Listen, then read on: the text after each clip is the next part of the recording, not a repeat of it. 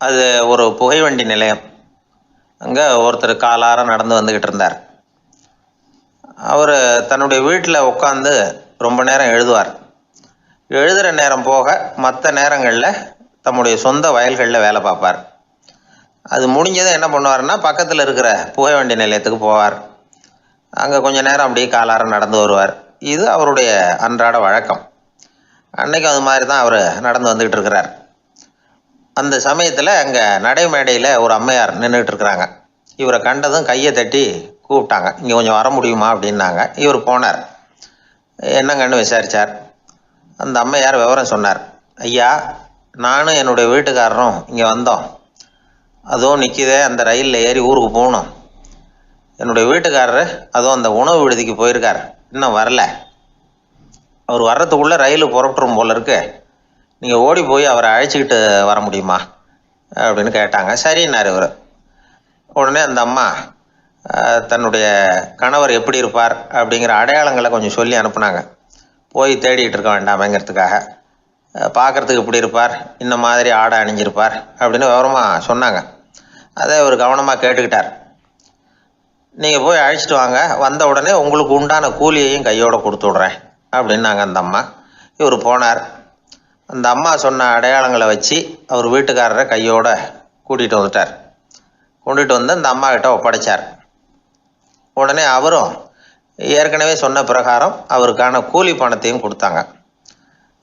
அவரும் எதுவும் மறுப்பு சொல்லாமல் அதை வாங்கிக்கிட்டார். வாங்கிக்கிட்டு திரும்பினார். அந்த சமயத்தில் எதிரில் வந்த ஒருத்தர் அவர் அடையாளம் கண்டுபிடிச்சிக்கிட்டார். அவங்க ரெண்டு பேரும் பேசிக்கிறது இவங்க காதில் விழுந்தது. அப்போ தான் இவங்களுக்கு அது புரிஞ்சுது. இவங்கக்கிட்ட கூலி வாங்கினவர் யாருன்னா, அவர் தான் பேரறிஞர் லியோ டால்ஸ்டாய் அப்படிங்கிறது புரிஞ்சுது அவங்க ரெண்டு பேரும் பேசிக்கிறத வச்சு. ரஷ்ய நாட்டின் மிகப்பெரிய ஞானி லியோ டால்ஸ்டாய், சோவியத் நாட்டின் ஈடு இணையற்ற இலக்கிய மேதை. இது தெரிஞ்ச உடனே அந்த அம்மா அவர்கிட்ட ஓடினாங்க. ஐயா, உங்களுக்காக நான் கூலி கொடுத்தேன், நான் பெரிய தவறு பண்ணிவிட்டேன் அப்படின்னு சொல்லி வருத்தப்பட்டாங்க. பரவாயில்ல, ஆனால் நீங்கள் எனக்கு கொடுத்த கூலி பணத்தை நான் திருப்பி கொடுக்க மாட்டேன். ஏன் தெரியுமா? அது நான் உழைச்சி பெற்ற தொகை அப்படின்னார். யாருக்குமே அதிக மகிழ்ச்சியை தரக்கூடிய பணம் எதுன்னு கேட்டால், அது அவங்க உழைப்புக்கு ஊதியமாக கிடைக்கிற பணம் தான். நம்ம ஆட்கள் சில பேருக்கு உழைக்காமல் கிடைக்கிற தீய வழியில் வருகிற பணம் கூட மகிழ்ச்சியை கொடுக்கும். ஒரு பெரிய தொழிற்சாலை, அதோட முதலாளி கடுமையான ஒரு கட்டுப்பாடு விதிச்சிருந்தார். அது என்ன கட்டுப்பாடுன்னா, இந்த தொழிற்சாலைக்கு உள்ள யாரும் சிகரெட்டு பிடிக்கக்கூடாது அப்படிங்கிறது தான். ஒரு நாள் இந்த முதலாளி தன்னுடைய தொழிற்சாலையை சுற்றி பார்த்துக்கிட்டு வரார். அப்போது ஒரு இளைஞன் உள்ள சிகரெட்டு பிடிச்சிக்கிட்டு இருந்தான். அதை பார்த்து விடுறார். அவ்வளவுதான், அவருக்கு கோபம் வந்துட்டுது. உடனே உதவியாளரை கூப்பிட்டார். அதோ பாரு, அந்த சிகரெட்டு பிடிச்சிக்கிட்டு இருக்கிறானே, அவன் கணக்கை முடித்து வெளியில் அனுப்பி வச்சிரு அப்படின்னு உத்தரவு போட்டார். அது பிரகாரம் உடனே அவனை அழைச்சிட்டு போய் கணக்கு பார்த்து சம்பள பாக்கி, அப்புறம் உதவித்தொகை எல்லாத்தையும் மொத்தமாக கையில் கொடுத்து வெளியில் அனுப்பி வச்சுட்டாங்க. அவன் பணத்தோடு வெளியில் வந்தான். ஏதோ யோசனை பண்ணபடியே நின்றுக்கிட்டு இருந்தான். அவன், என்னப்பா யோசிக்கிற அப்படின்னாரு எதிரில் வந்தவர். இவன் சொன்னான், ஒன்றும் இல்லை, என்னோட நண்பன் ஒருத்தனை பார்க்கறதுக்காக உள்ளே போனேன். பேர் என்னன்னு கேட்டுவிட்டு ஒரு 50,000 ரூபா பணத்தையும் கொடுத்து வெளியில் அனுப்பி வச்சுட்டாங்க. அதுதான் ஏன்னு புரியல, யோசனை பண்ணிகிட்டு இருக்கிறேன் அப்படின்னு நானா இவன். அதனால் நாம் உழைச்சி சம்பாதிக்கிற பணம் தான் உயர்வு, சும்மா வர்ற பணம்லாம் மகிழ்ச்சியை தராது அப்படிங்கிறத புரிஞ்சுக்கணும். அப்பேற்பட்ட ஞானி, ரஷ்ய மேதை, அவர் பாருங்கள் அந்த பணத்தை, வாங்கின பணத்தை திருப்பி கொடுக்க மாட்டேன்னு விட்டார். ஏன்னா அது உழைத்து பெற்ற தொகை, அதை நான் கொடுக்க மாட்டேன்னார். அதனால் நமக்கு செல்வம் சேர்க்கறது பெருசு இல்லை, அந்த சேருகிற செல்வம் நமக்கு மகிழ்ச்சியை கொடுக்கணும். அதுக்கு என்ன வழின்னா, நாம் உழைத்து சம்பாதிக்கணும் அப்படிங்கிறத அதிலிருந்து புரிஞ்சிக்க வேண்டியது ரொம்ப அவசியம். அதனால் உழைப்போம் உயர்வோம், இதுதான் வெற்றியின் ரகசியம்.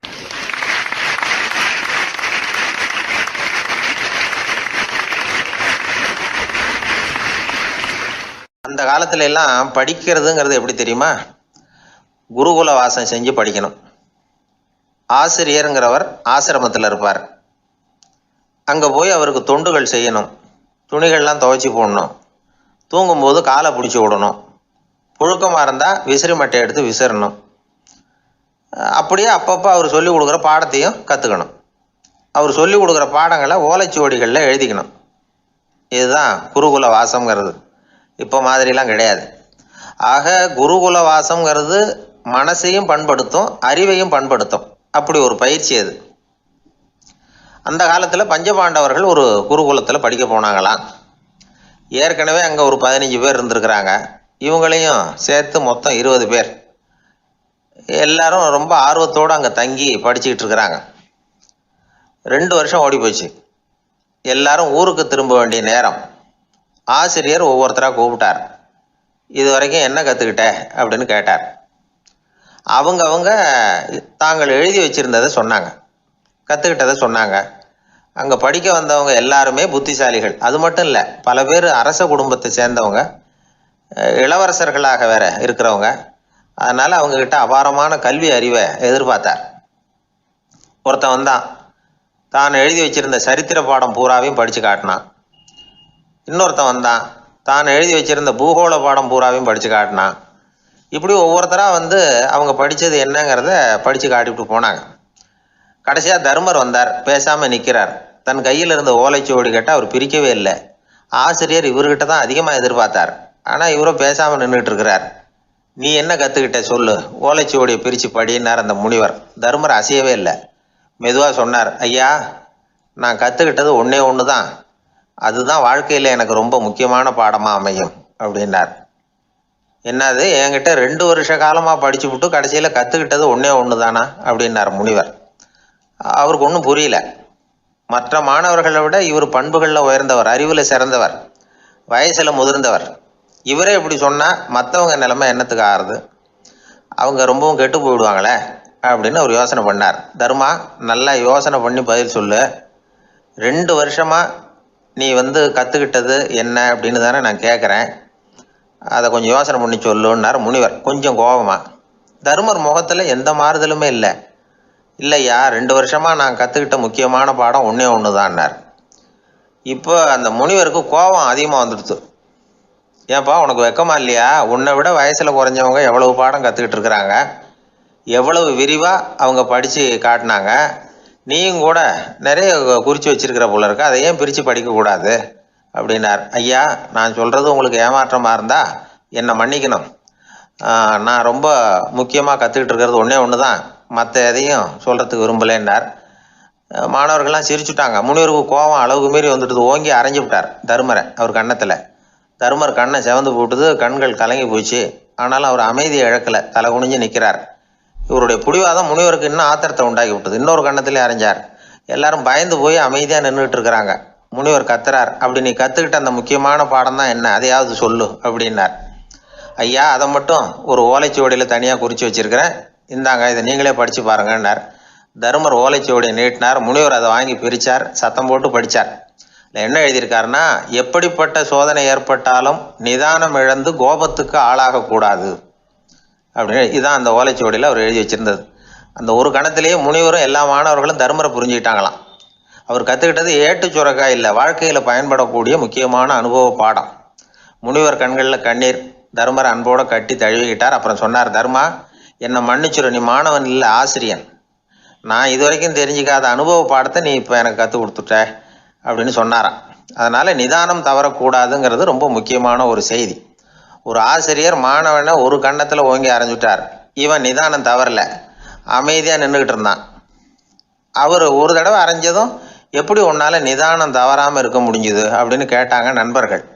அவன் சொன்னான், நான் நிதானம் தவறி இருந்தா எங்கள் வாத்தியார் இன்னொரு கன்னத்துலேயும் அரைஞ்சிருப்பார், அது அதை விட பலமாக இருக்கும், அதனால தான் நான் அப்படி இருந்தேன் அப்படின்னு நானா. ஆக நாம் தெரிந்து கொள்ள வேண்டியது, வாழ்க்கையில் நிதானம் தவறாமல் இருக்க வேண்டும். அதுதான் வெற்றியின் ரகசியம்.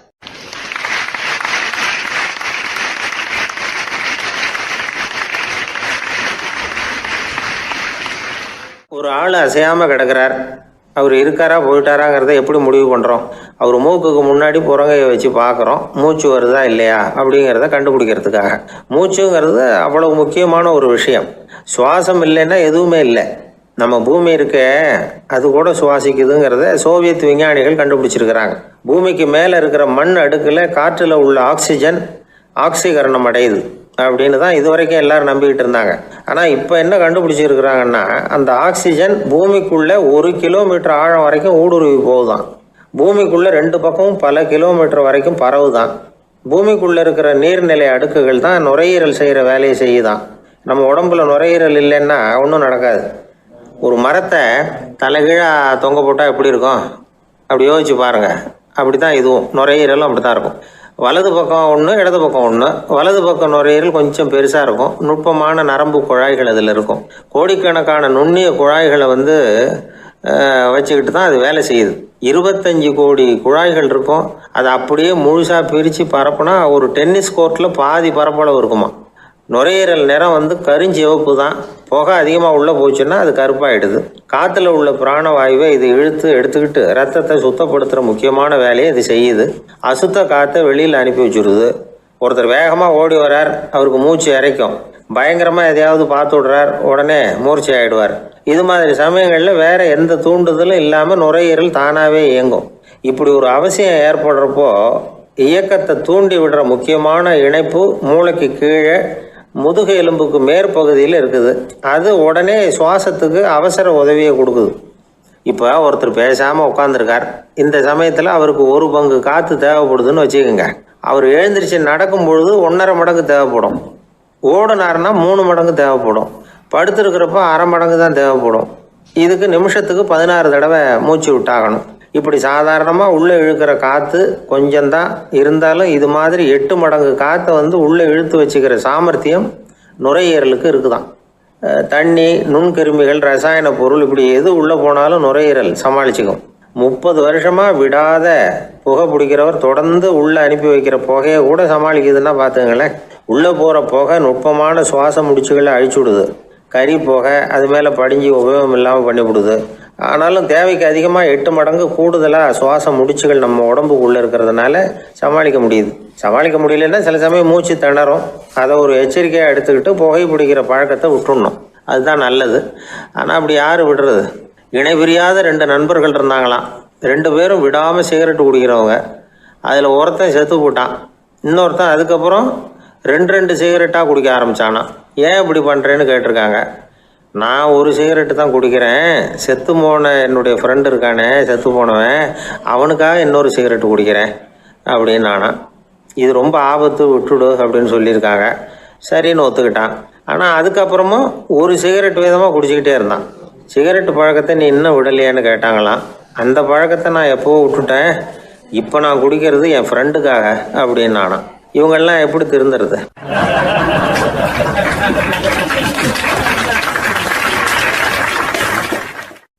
அந்த ஆளை கண்டா ஏன் இப்படி முகத்தை திருப்பிக்கிட்டு வர்றீங்க அப்படின்னு கேட்டார் ஒருத்தர் நண்பர்கிட்ட. எலெக்ஷனில் அவன் எதிர்த்து நின்னவன் சார், என்ன அவங்ககிட்ட நமக்கு என்ன பேச்சுவார்த்தை அப்படின்னாரான் ரொம்ப கோபமாக இவர். சரி, அந்த ஆள் யாருன்னு கேட்டேன். என் கூட பிறந்த தம்பி தான் சார் அப்படின்னார் அந்த கோபம் குறையாமல். அதாவது நம்ம ஊர் நிலவரம் இப்படி. அதாவது அண்ணனும் தம்பியும் எதிர்த்து நிற்பாங்க தேர்தலில். ஒருத்தர் கண்டா பேசிக்கிறது இல்லை. ஆனால் இங்கிலாந்தில் எப்படி தெரியுமா? அங்கே ஒரே மேடையில் போட்டி போடுற 2 வேட்பாளர்களும் பேசுவாங்களாம், பட்டிமன்றம் மாதிரி. ஒருத்தர் முதல்ல எழுந்திருப்பார், நான் இந்த தேர்தலில் வெற்றி பெற்றால் என்னென்ன செய்வேன் அப்படின்னு சொல்லிவிட்டு உட்காருவார். அதுக்கப்புறம் அடுத்தவர் எழுந்திருப்பார், அவர் சொல்லுவார், நான் வெற்றி பெற்றால் இந்த மக்களுக்கு என்னென்ன செய்வேன், இந்த நாட்டுக்கு என்னென்ன செய்வேன் அப்படிங்கிறத சொல்லிவிட்டு உட்காருவார்.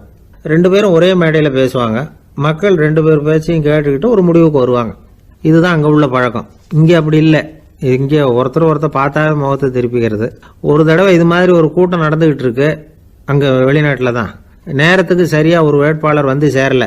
இது இங்கிலாந்தில் நடந்த நிகழ்ச்சி. அப்புறம் என்னாச்சுன்னா, ஒருத்தர் வந்துட்டார், இன்னொருத்தர் சேரல. அப்புறம் உடனே அந்த ஒருத்தர் வந்தவர் பேச ஆரம்பிச்சிட்டார். அதாவது அந்த இன்னொருத்தர் சார்பாகவே பேசிட்டாராம். அதாவது அவர் வரல, நான் அவர் சார்பாக நான் பேசிடுறேன். அதாவது அவர் ஜெயிச்சுட்டா அவர் என்னென்ன செய்வார் இந்த நாட்டுக்கு அப்படின்னு சொல்லி அவர் பக்கத்தில் உள்ள நியாயத்தை எடுத்து இவரே சொல்லிட்டாராம். இப்படிலாம் அங்கே நடந்துதான். இது எப்பேற்பட்ட தேர்தல் பண்பாடு பாருங்க. அதனால் இன்னொரு விஷயம், இப்போ இங்கிலாந்துலாம் ஓட்டு கேட்குறப்ப வெற்றியா தோல்வியாங்கிறத ஓரளவுக்கு யூகிச்சுடலாமா. இப்போ ஒரு வேட்பாளர் ஒரு வீட்டுக்கு முன்னாடி போய் நின்று எனக்கு ஓட்டு போடுங்கன்னு கேட்குறாருன்னு வச்சுங்களேன், அதுக்கு என்ன பார்த்து செய்கிறோம், போயிட்டு வாங்க அப்படின்னு சில வீடுகளில் வாசலில் நின்னே சொல்லி அனுப்பிச்சிருவாங்களாம். வேறு சில வீடுகளில் எப்படின்னா வேட்பாளரை வீட்டுக்குள்ளே கூப்பிட்டு காபி சாப்பிட சொல்லி உபசரித்து அதுக்கப்புறம் அனுப்பி வைக்கிறது வழக்கமாக. இதில் எந்த வீட்டு ஓட்டு நிச்சயம் தெரியுமா? வாசலில் நின்னே வழி அனுப்பி வச்சுட்றாங்க பாருங்கள், அவங்க ஓட்டு நிச்சயம்.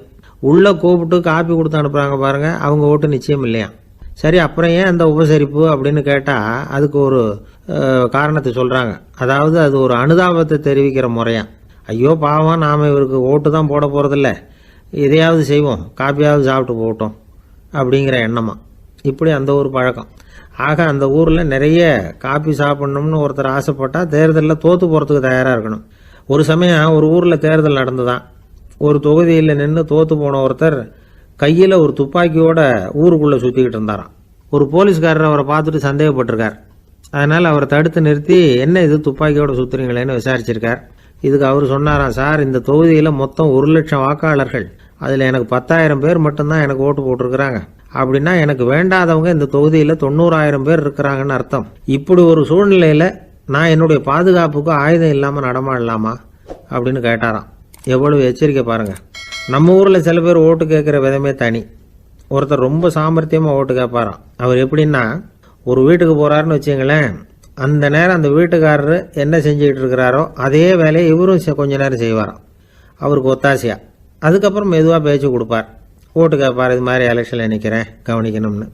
அது மாதிரி ஒரு தடவை அவர் போனப்போ அங்கே அவர் என்ன பண்ணிகிட்டு இருக்காரு, வீட்டுக்கு பின்னாடி மாட்டு கொட்டையில் பால் கறந்துக்கிட்டு இருக்கார் ஒரு பசுமாட்டுக்கிட்ட. அந்த வீட்டில் இவர் ஓட்டு கேட்க போனவர் இவர் ஓடி போய் இன்னொரு சொம்பை எடுத்துக்கிட்டு அதே மாட்டுக்கு இன்னொரு பக்கம் போய் உட்காந்துக்கிட்டு இவரும் பால் கறக்க ஆரம்பிச்சிட்டார். எதிர உட்காந்துட்டு இருக்காரு இவர் இந்த பக்கம் உட்காந்துருக்கார். கீழே கொஞ்சம் குனிஞ்சு பார்த்தா ஒருத்தர் முகத்தை ஒருத்தர் பார்க்கலாம். கொஞ்ச நேரம் ஆனதுக்கப்புறம் இவர் மெதுவாக அவர்கிட்ட பேச்சு கொடுத்தாராம். இது மாதிரி நான் எலெக்ஷனில் நிற்கிறேன், நீங்கள் ஓட்டு போடணும், அதுக்காக தான் வந்தேன்னாராம். அது முடியாதுங்களேன்னாராம் அவர். ஏன்னு கேட்டிருக்கார். நான் இந்த வீட்டுக்காரன் இல்லை, நானும் உன்ன மாதிரி ஓட்டு கேட்க வந்தவன் தான் அப்படின்னாராம் அவர்.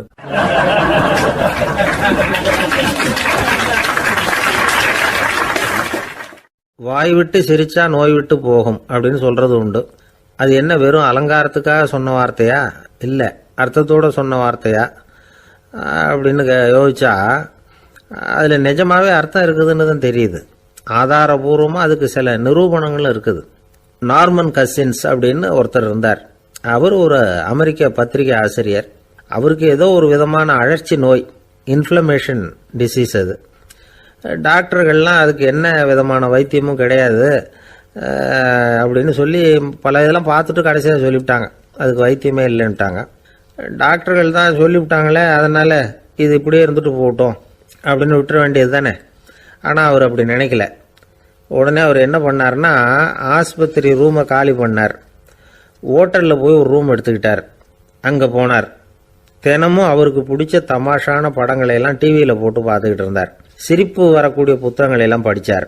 கொஞ்ச நாள் ஆச்சு, அவருக்கு இருந்த தொந்தரவு குணமாக ஆரம்பிச்சிட்டுது. இதை கேள்விப்பட்ட உடனே பழைய டாக்டர்கள்லாம் ஓடி வந்தாங்க. ஓடி வந்து பார்க்குறாங்க, அவர் உடம்பை சோதனை பண்ணி பார்க்குறாங்க. பார்த்தா அவர் உடம்பு குணமாகறதுக்கு உதவியாக இருந்தது சிரிப்பு தான் அப்படிங்கிறத விஞ்ஞானபூர்வமாக அவங்க ஒத்துக்கிட்டாங்களாம். இருந்தாலும் சிரிப்பு எந்த முறையில் எந்த விதத்தில் உதவி பண்ணுது அப்படிங்கிறத இன்னமும் சரியாக புரிஞ்சிக்க முடியல. ஆனாலும் ஒரு சில விஷயங்கள் மட்டும் புரியுது. அது என்னன்னா, சிரிப்பு சுவாசத்தை மேம்படுத்துது, ரத்த அழுத்தத்தை குறைக்குது, உடம்பு குணமாகறதுக்கே உரிய சில ஹார்மோன்கள் அதிகமாக உருவாகி வர்றதுக்கு வழி செய்யுது. இந்த அளவுக்கு தான் சிரிப்போட செயல்பாட்டை நாம் புரிஞ்சிக்க முடியுது. இருந்தாலும் இதை பற்றி கண்டுபிடிக்க வேண்டியது இன்னமும் ஏராளமாக இருக்குது. அதையெல்லாம் விவரமாக கண்டுபிடிக்கிற வரைக்கும் நாம் காத்துக்கிட்டு இருக்க வேண்டியதில்லை. இப்போவே தாராளமாக சிரிக்கலாம். அதில் என்னத்துக்கு சிக்கணும், காசா பணமா? சிரிப்புன்னா ஹாஹான்னு சத்தம் போட்டு சிரிச்சாதான் உடம்புக்கு நல்லதுன்னு இல்லை. லேசான புன்னகை கூட உடம்புக்கு நல்லது செய்யுமா. லேசாக புன்னகை பூத்தா அந்த சமயத்தில் நாம் எப்படி ஆகுது, நம்ம உடம்பு பூரா அமைதி அடையுதான். இதையும் ஆதாரபூர்வமாக கண்டுபிடிச்சி தான் சொல்கிறாங்க. எப்போவாவது மனசு சங்கடமாக இருக்கிறப்போ கொஞ்சம் முயற்சி பண்ணி முகத்தில் புன்னகையை கொண்டுகிட்டு வந்து பாருங்கள். அதோட சுகம் உங்களுக்கு அனுபவித்து பார்த்தா தான் தெரியும். கண்ணும் உதடும் மலரும் பொழுது இருக்கிற ஆனந்தமே ஆனந்தம் அப்படிங்கிறாங்க அனுபவித்து பார்த்தவங்க. வாழ்க்கையில் நாம் தமாஷா இருக்கணும்னா அதுக்கு சில வழிகளையும் அவங்க சொல்லி வச்சிருக்கிறாங்க. முதல்ல நீங்கள் உற்சாகமாக இருக்கிறவங்க கூடவே அதிகமாக பழகணும், அவங்க கூடவே அதிக நேரம் இருக்கிறது மாதிரி பார்த்துக்கணும். அழுது வடிகிறவங்ககிட்டயே இருக்கக்கூடாது, அவங்கள அவாய்டு பண்ணுங்க, அவங்கள விட்டு விலகி வந்துடுங்க. உங்கள் முன்னாடி இருக்கிறவர் எப்பவும் மூஞ்சியை தொங்க போட்டுக்கிட்டே இருக்கிறவராக இருந்தால் கொஞ்ச நாளில் உங்கள் முகமும் அப்படியே ஆகிடுமா, ஜாக்கிரதையாக இருக்கணுமா. ரெண்டாவது, எடுத்ததுக்கெல்லாம் சீரியஸ் ஆகிடக்கூடாது, எதையும் நிதானமாக யோசிக்கணும். அடுத்தவங்க நம்மளை மதிக்கணுங்கிறதுக்காக நாம் பகட்டாக நடந்துக்கிறதுக்கு ஆசைப்படக்கூடாது. உங்களுக்கு பிடிச்ச தமாஷான வீடியோ படங்கள், புத்தகங்கள் இதையெல்லாம் லிஸ்ட்டு போட்டுக்கிட்டு முடிஞ்ச அளவுக்கு வாங்கி சேர்த்து வீட்டுக்குள்ளேயே ஒரு லைப்ரரி உண்டாக்கிக்கலாம். ஒரு பெரிய பிஸ்னஸ்மேன், ரொம்ப வெற்றிகரமாக பிஸ்னஸ் பண்ணுறவராம். அவர் எப்படின்னா அடிக்கடி ரயிலில் பிரயாணம் பண்ணுறப்போ நியூஸ் பேப்பரை வச்சுக்கிட்டு ரொம்ப சுவாரஸ்யமாக படிச்சுக்கிட்டே போகிறான். நியூஸ் பேப்பரில் அப்படி என்ன சுவாரஸ்யமான விஷயம் அப்படின்னு எட்டி பார்த்தா அதுக்குள்ளே ஒரு காமிக் புஸ்தகத்தை வச்சுக்கிட்டு படிச்சுக்கிட்டு இருப்பாராம். என்னங்க அப்படின்னு கேட்டால், என் மனசு லேசாக இருக்கிறதுக்கு இது ரொம்ப உதவியாக இருக்குது அப்படின்பாரான். அது ஒரு பக்கம் இருக்கட்டும். சிரிப்புன்னா எல்லா விதமான தமாஷும் உடம்புக்கு நல்லதுன்னு நினச்சிடக்கூடாதான். ஜேம்ஸ் கரோல் அப்படிங்கிற அமெரிக்க உளவியல் நிபுணர் என்ன சொல்கிறார் தெரியுமா? அடுத்தவங்களை குறை சொல்கிறது, கேலி பண்ணுறது, நையாண்டி பண்ணுறது, இது மாதிரியான நகைச்சுவையெல்லாம் நல்லது செய்கிறது இல்லைங்கிறார் அவர். அடுத்தவங்களை தொந்தரவு பண்ணாத ஜோக்குகள் தான் எப்பவும் நல்லது. யாராவது ஜோக்கு சொன்னால் தாராளமாக சிரிக்கணும். ஒருத்தர் வந்தார், இன்னொருத்தரை கூட அழைச்சிக்கிட்டு என்கிட்ட காட்டினார். அவர் தன்னுடைய முகத்தை ரொம்ப சீரியஸாக வச்சுக்கிட்டு இருந்தார். என்னங்க விஷயம் அப்படின்னு விசாரித்தோம். வந்தவர் எங்களை பார்த்து சொன்னார், சார், இவர் கூட ஒரு பெரிய ப்ராப்ளம்னார். என்னன்னு, ஏதாவது ஒரு ஜோக்கு சொன்னால் உடனே சத்தம் போட்டு சிரிக்க ஆரம்பிச்சுடுறார் சார் அப்படின்னார். ஜோக்கை கேட்டுவிட்டு சிரிக்க ஆரம்பித்தா அது ப்ராப்ளம் இல்லையே அப்படின்னு சொன்னோம். சிரிக்க ஆரம்பிக்கிறது ப்ராப்ளம் இல்லை சார், ஆனால் அப்படி ஆரம்பிக்கிற சிரிப்பை அதுக்கப்புறம் நிறுத்தவே மாட்டேங்கிறார். நாள் கணக்கில் அது பாட்டுக்கு போயிட்டு இருக்கு, அதுதான் ப்ராப்ளம் அப்படின்னார் அவர்.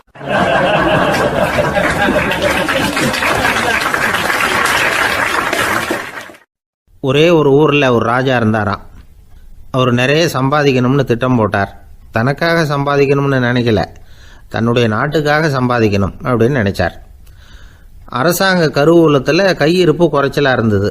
மக்கள்கிட்ட வரி விதிச்சாகணும், வேற வழி இல்லை. ஆனாலும் அந்த ராஜா மக்கள் கஷ்டப்படக்கூடாது அப்படின்னு நினைக்கிறவர். மக்கள் வரியையும் கட்டணும், அதே நேரத்தில் அவங்க சிரமப்படவும் கூடாது. இதுக்கு தகுந்த மாதிரி ஒரு திட்டம் போட்டார். அது பிரகாரம் என்ன பண்ணார்னா, அந்த நாட்டில் ஒரு 3 பெரிய குளங்களை தோண்டினார். அது நிறைய தண்ணீரை நிரப்புனார். அதுக்கப்புறம் எங்கேயோ தேடி பிடிச்சி 3 விதமான மீன்களை கொண்டுகிட்டு வந்தார். அந்த 3 குளங்கள்லையும் விட்டார். அதை ஒவ்வொரு குளத்துலேயும் ஒவ்வொரு விதமான மீன்கள். அந்த மீன்களுக்கு அபூர்வமான ஒரு சக்தி உண்டு. அது எப்படின்னா, அந்த குளத்தில் குளிக்க வர்றவங்களுக்கு அந்த மீன்கள் கடிக்கும் பொழுது வலி ஏற்படுறதில்ல. அதுக்கு பதிலாக மகிழ்ச்சி நிறைந்த ஒரு இனிமையான உணர்வை அவங்க அனுபவிச்சாங்க.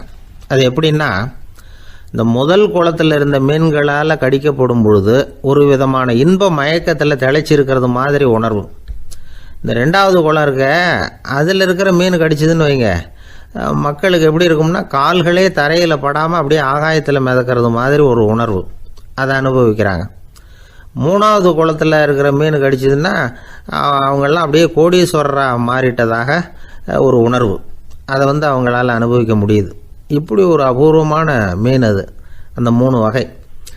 இப்படி இருந்தால் மக்கள் அந்த குளங்கள் குளிக்கிறதுக்கு ஆசைப்படாமல் இருப்பாங்களா? அதனால் கூட்டம் கூட்டமாக அலமோத ஆரம்பிச்சிட்டாங்க. ஒவ்வொரு குளத்தின் கரையிலேயும் கியூ வரிசையில் நிற்க ஆரம்பிச்சிட்டாங்க. அந்த நாட்டு மன்னர் என்ன பண்ணார்னா, ஒவ்வொரு குளத்தங்கரையிலையும் ஒரு ராஜாங்க அதிகாரியை உட்கார வச்சார். டிக்கெட்டை அடித்து கொடுத்தார். குளிக்க வர்றவங்க கிட்ட ஒரு குறிப்பிட்ட தொகையை கட்டணமாக வசூலிக்க ஆரம்பித்தார். அவ்வளவுதான், அரசாங்க கருவூலம் நிரம்ப ஆரம்பிச்சுட்டுது. ராஜாங்கத்துக்கு தேவையான பணம் கிடைச்சிட்டுது. இது ஒரு கதை. இதை பற்றி என்ன நினைக்கிறீங்க? அதாவது மக்களுக்கு சுமை தெரியாமலே வரி வசூல் பண்ணுறது நல்லது தானே அப்படின்னு நினைப்பீங்க. ஆனால் இன்றைக்கும் உலகத்தில் பல அரசாங்கங்கள் இதே மாதிரி 3 குளங்களை வெட்டி வச்சிருக்குது. மக்களும் அதில் குளிச்சுக்கிட்டு தான் இருக்கிறாங்க. அது எப்படிங்கிறீங்களா?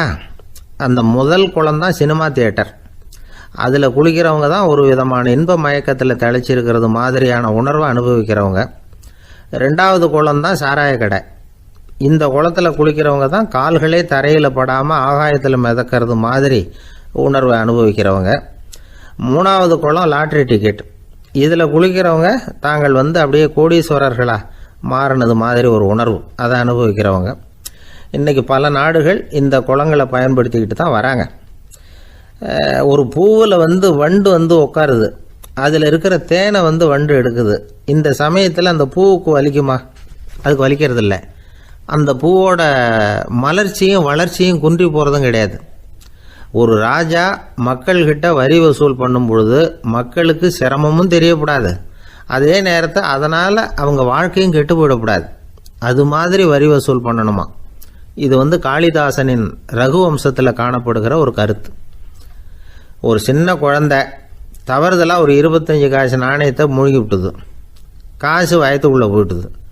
அந்த குழந்தையோட தாய் உடனே குழந்தைய தூக்கிட்டு ஆஸ்பத்திரிக்கு புறப்பட்டாங்க. அப்போ அந்த பக்கமாக ஒருத்தர் வந்தார் தெருவில். என்ன விவரம்னு கேட்டார்.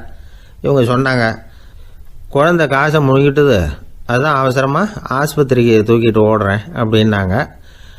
அவர் சொன்னார், கவலைப்படாதம்மா, உடனே இப்படி கொடுங்க குழந்தைய அப்படின்னு கையில் வாங்கினார். ஒரு கையில் அந்த குழந்தையோட கால் 2ஐயும் பிடிச்சி தலைகீழாக தூக்கி பிடிச்சார். இன்னொரு கையால் அந்த குழந்தையோட வயத்தில் குறிப்பாக ஒரு இடத்துல அப்படியே தேடி அந்த சுட்டு விரலால் ஒரு இடத்துல பொட்டுன்னு தட்டினார். உடனே காசு அந்த குழந்தையோட வாய் வழியாக வெளியில் விழுந்துட்டுது. காசை எடுத்துக்கிட்டு இருந்தாங்கம்மா உங்கள் குழந்தை அப்படின்னார். ரொம்ப நன்றிங்க, நிச்சயமாக நீங்கள் ஒரு டாக்டராக தான் இருக்கணும், என்னுடைய யூகம் சரிதானே அப்படின்னாங்களாம் அந்த அம்மா. அதுக்கு அவர், இல்லைங்க, நான் ஒரு இன்கம் டேக்ஸ் ஆஃபீஸர், வருமான வரி அதிகாரி அப்படின்னு சொல்லிவிட்டு போனாராம்.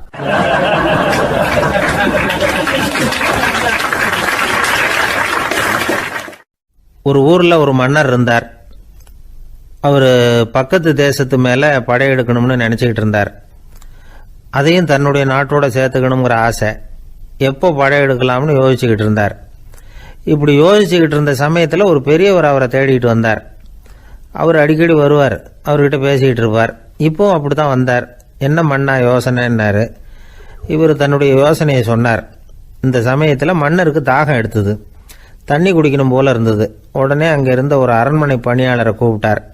போய் கொஞ்சம் தண்ணி கொண்டு வாப்பா அப்படின்னார். அந்த பணியாளர் போனார், ஒரு கோலையில் தண்ணி கொண்டு வந்தார். ராஜா கிட்ட நீட்டினார்.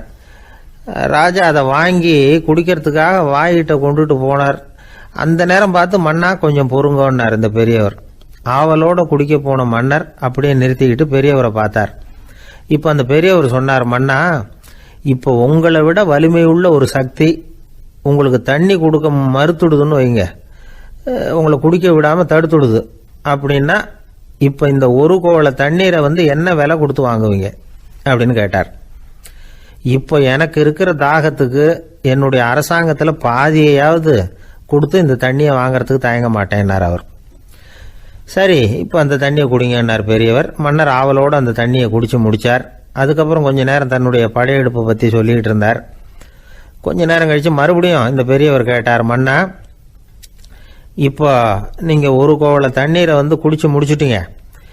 இப்போ அந்த தண்ணீர் உங்கள் உடம்பை விட்டு வெளியில் வரக்கூடிய பாதை அடப்பட்டு போச்சு அப்படின்னு வச்சுங்க, அதை வெளியேற்றுவதற்காக நீங்கள் எவ்வளவு செலவழிப்பீங்க அப்படின்னு கேட்டார். மன்னர் யோசனை பண்ணார். அப்படி ஒரு நிலைமை ஏற்பட்டு போச்சுன்னா என்னுடைய அரசாங்கம் பூராவையும் அதுக்கு ஈடாக தர்றதுக்கு கூட தயங்க மாட்டேன்னார். இப்போ அந்த பெரியவர் சொன்னார், எந்த அரசாங்கத்தின் மதிப்பு ஒரு கோவள தண்ணீர் அளவுக்கு கூட இல்லையோ அந்த அரசாங்கத்தை அடையணுங்கிற பேராசையில் மனிதர்கள் தங்களுடைய சகோதரர்கள் கூடவே சண்டை போட்டுக்கிறாங்களே, அதில் ஏதாவது அர்த்தம் இருக்குதா அப்படின்னாராம். மன்னருக்கு இப்போதான் அர்த்தம் புரிஞ்சுதான். மனசில் தெளிவு உண்டாச்சு. தன் மனசுக்குள்ளே உண்டான வெறியை விரட்டி அடிச்சு விட்டார். அதுக்கப்புறம் நிம்மதியாக ஆட்சி புரிஞ்சார். இப்படி ஒரு கதை. உயிருக்கு என்ன விலை கொஞ்சம் யோசனை பண்ணி பாருங்கள். ஆனால் அது இப்போ எவ்வளோ மலிவாக போயிட்டுது, அதையும் யோசனை பண்ணி பாருங்களேன். ஆசை பேராசையாக மாறுது, அப்புறம் அது வெறியாக ஆகுது, அதுக்கப்புறம் பைத்தியம் பிடிக்குது. இந்த காலத்து மனிதர்களுக்கு 2 விதமான பைத்தியம் பிடிச்சிருக்கிறதாக ஒரு பெரியவர் சொல்கிறார். ஒன்று பணம், இன்னொன்று அதிகாரம். இதெல்லாம் எவ்வளவு காலத்துக்கு நீடிக்கும்? ஒரு சர்வாதிகார நாட்டில் 3 பேர் ஜெயிலில் இருட்டு அறையில் பேசிக்கிட்டு இருக்கிறாங்க. நீ எப்படி இந்த ஜெயிலுக்கு வந்த அப்படின்னு ஒருத்தர் கேட்டாராம். இந்த நாட்டு ராஜாவை ஆதரித்து நான் பிரச்சாரம் பண்ணினேன், அதனால் கூட்டத்தில் தகராறு வந்துட்டுது, கலவரமாக போச்சு, அதுக்கு நான் தான் காரணம்னு அரெஸ்ட் பண்ணி இங்கே கொண்டாந்து போட்டாங்க அப்படின்னாராம் அவர். சரி, நீ எப்படி இங்கே வந்த அப்படின்னு இன்னொருத்தரை பார்த்து கேட்டிருக்கார். நான் இந்த நாட்டு ராஜாவை எதிர்த்து பிரச்சாரம் பண்ணேன், அதனால் கலவரம், அரெஸ்ட் பண்ணி கொண்டாந்து போட்டாங்கன்னார். சரிப்பா, நீ எப்படி அங்கே வந்த அப்படின்னு மூணாவது ஆளை பார்த்து இவங்க கேட்டாங்களாம். இதுக்கு அந்த ஆள் மெதுவாக வெளிச்சத்துக்கு வந்து, நான் தான் இந்த நாட்டு ராஜா அப்படின்னாராம்.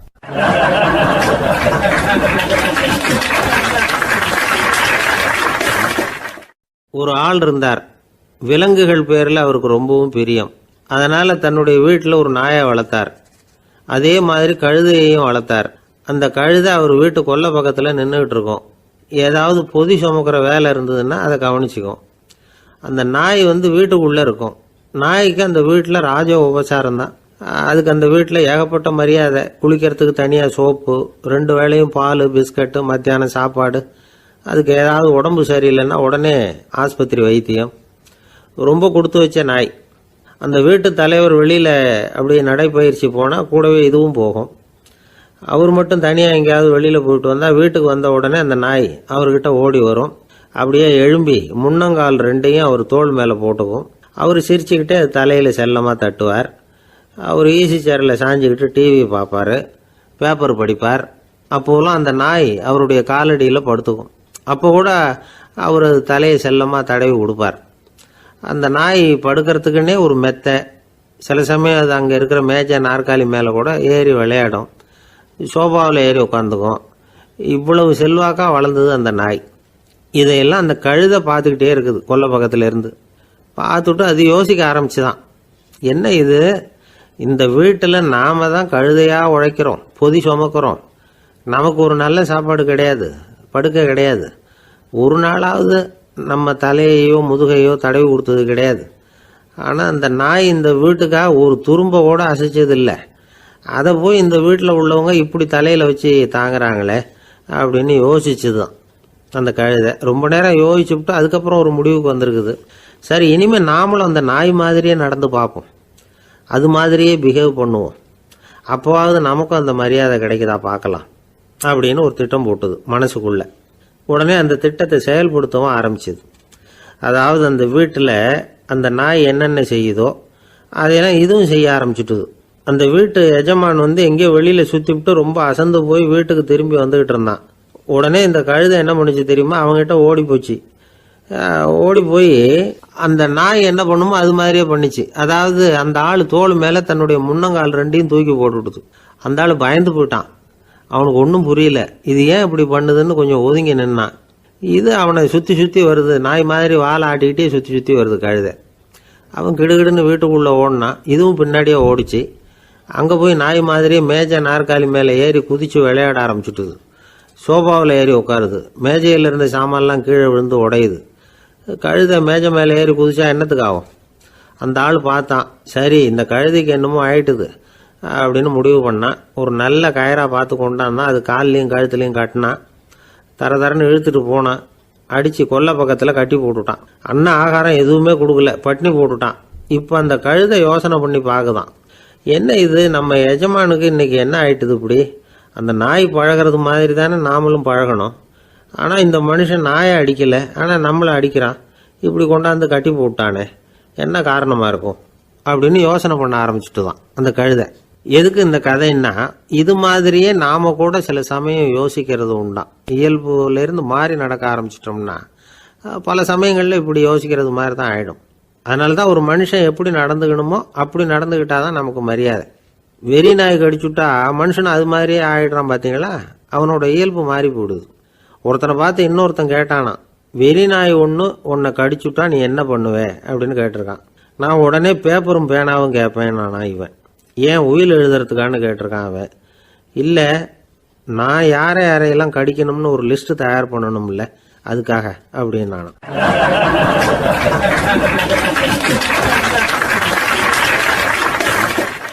ஒரு நண்பர் ஆனந்தமாக சிகரெட் பிடிச்சிக்கிட்டு இருந்தார். இந்த பழக்கத்தை விட்டுவிடுங்களேன் அப்படின்னு சொல்லி பார்த்தோம். விட்டுடலாம்னு தான் பார்க்குறேன், ஆனால் முடியலையேன்னார். மனசு வச்சா எல்லாம் முடியும் அப்படின்னோம். அவர் கொஞ்ச நேரம் யோசனை பண்ணார். அப்புறம் சொன்னார், சரி சார், இதுதான் நான் பிடிக்கிற கடைசி சிகரெட் அப்படின்னு சொல்லி ரொம்ப அழுத்தமாக புகையை உள்ளுக்கு இழுத்தார். அதுக்கப்புறம் அந்த துண்டு சிகரெட்டை வீசி எறிஞ்சுட்டார். ஒருத்தர் இது மாதிரி தீர்மானம் பண்ணி தன்னுடைய கடைசி சிகரெட்டை தூக்கி எறிஞ்சுட்டார்னா அது ஒரு பெரிய விஷயம்தான்.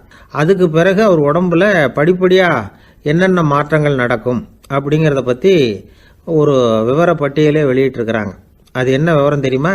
ஒருத்தர் புகைப்பிடிக்கிற பழக்கத்தை நிறுத்துறாருன்னு வச்சுங்க. அப்படி அவர் நிறுத்தின 20 நிமிடங்களுக்குள்ள உயர் ரத்த அழுத்தம், உடல் வெப்பம், நாடி துடிப்பு இதெல்லாம் சரியான நிலைமைக்கு வந்துடுதான்.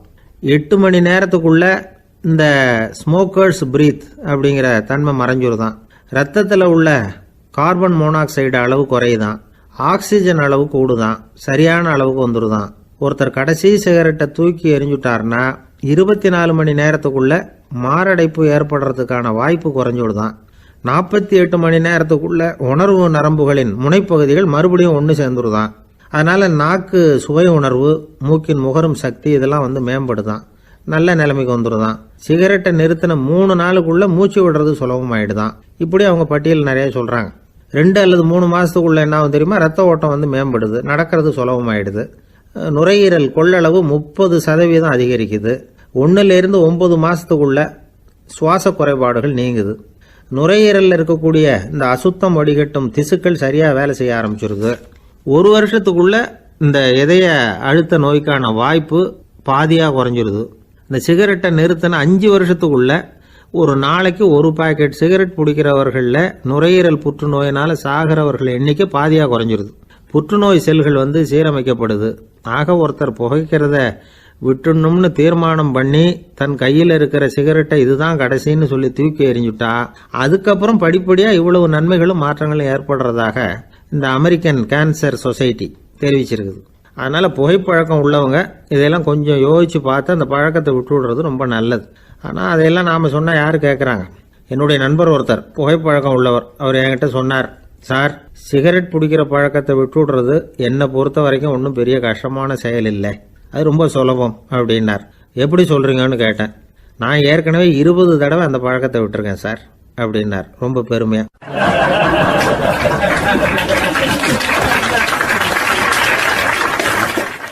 குடும்பத்தில் அப்படிலாம் இருந்து சமாளிக்கிறாங்க. குடும்பத்தில் ஒருத்தர் அனுசரிப்பு தன்மைங்கிறது ரொம்ப அவசியம். கணவன் மனைவின்னா அனுசரித்து போகணும்னு சொல்லுவாங்க. அதாவது ஒரு கணவன் அதுக்காக தான் அந்த காலத்துலலாம் ஒரு வீட்டுக்கு மாப்பிள்ளை தேடுறதுங்கிறது ஒரு பெரிய குடும்பத்தை நிர்வகிக்கிற அளவுக்கு ஒரு கணவனாக வரக்கூடிய எப்படி இருக்கணும் அப்படின்னா, அந்த காலத்தில் புலி வேட்டைக்கு போகணும். ஒரு பொண்ணுக்கு மாப்பிள்ளை தேடுறதுன்னா நம்ம தமிழ் பழக்கம் என்னென்னா, காட்டுக்கு போய் ஒரு புலியை வேட்டையாடிட்டு வரணும். அந்த புலி பல்லு அல்லது நகத்தை கொண்டுட்டு வரணும் அந்த இளைஞன். அதை வீட்டில் கொடுப்பான். அதை தான் கட்டி அதை இதாக கட்டுவாங்க, மாலையாக போடுவாங்க, தாலியாக கட்டுவாங்க. அதாவது வீரம் இருக்கா பையனுக்குன்னு பார்ப்பாங்க. ஒரு பொண்ணு வேணும்னா நீ முதல்ல வீட்டுக்கு பொண்ணு கேட்க போகக்கூடாது, காட்டுக்கு போகணும், போய் புலியை கொண்டு வா, அதுக்கப்புறம் தான் உனக்கு பொண்ணு அப்படின்னு சொல்லுவாங்க. இப்போவெல்லாம் ஏன் போகிறதில்லைன்னா, இப்போலாம் ஒருத்தனை காட்டுக்கு போய் புலிப்பல் கொண்டு வான்னா புலி தான் மாப்பிள்ளையாக வரும். அதனால தான் இப்போ போகிறதில்ல யாரும் காட்டுக்கு. அப்போ பெண்களும் ரொம்ப வீரமாக இருந்தாங்க. பெண்கள் மூலம் அந்த காலத்தில் எப்படின்னா, முறத்தாலேயே புலியை துரத்துவாங்களாம். நம்ம பழைய பாட்டிலெல்லாம் பார்த்துருப்பீங்க, முறத்தால் புலியை விரட்டினாங்கன்னு வரும் பழைய பாட்டு. அந்த அளவுக்கு பெண்களுக்கு வீரம். இப்போ கல்யாணம் ஆகி இந்த காலத்தில் ஒரு கணவனை விரட்டிட்டு வந்தாங்களாம் முறத்தை எடுத்துக்கிட்டு. ஒரு மனைவி அவன் பயந்துட்டு வெளில ஓடி வரான், பின்னாடி முறத்தை எடுத்துகிட்டு அந்த அம்மா ஓடி வருது.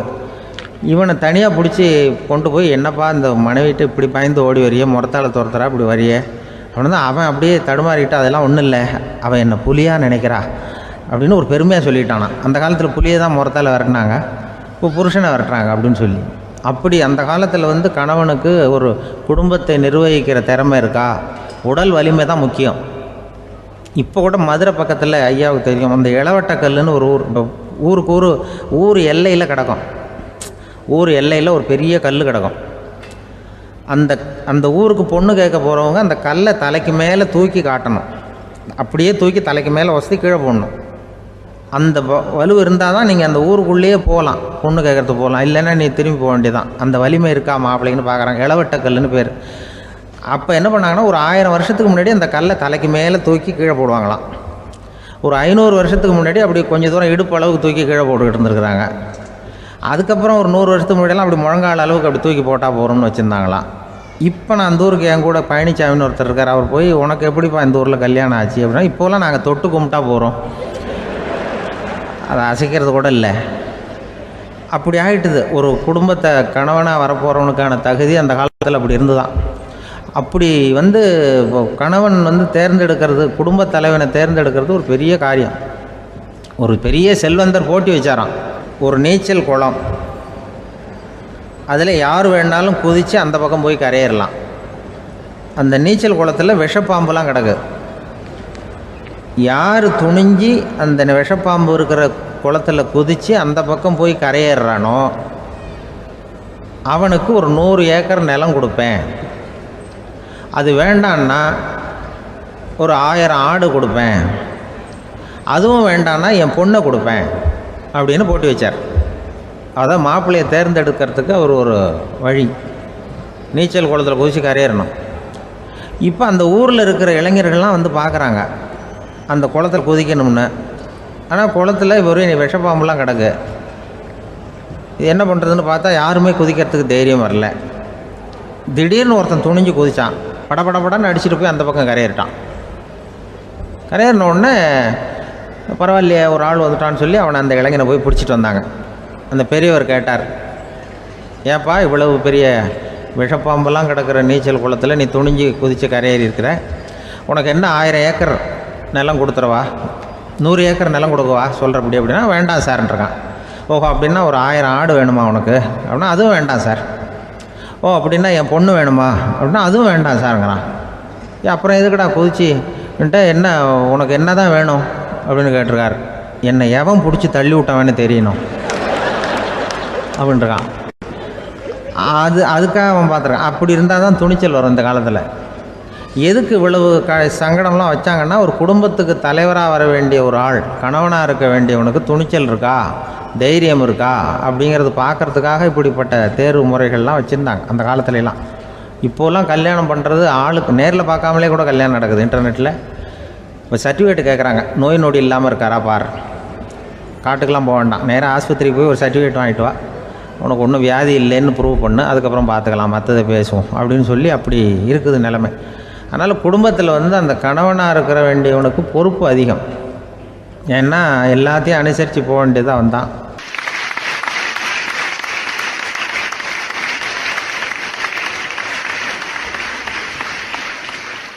ஒரு குழந்தை பிறந்து தான் ஒரு வீட்டில், அந்த குழந்தைக்கு என்ன பேர் வைக்கிறதுங்கிறது ஒரு தகராறு.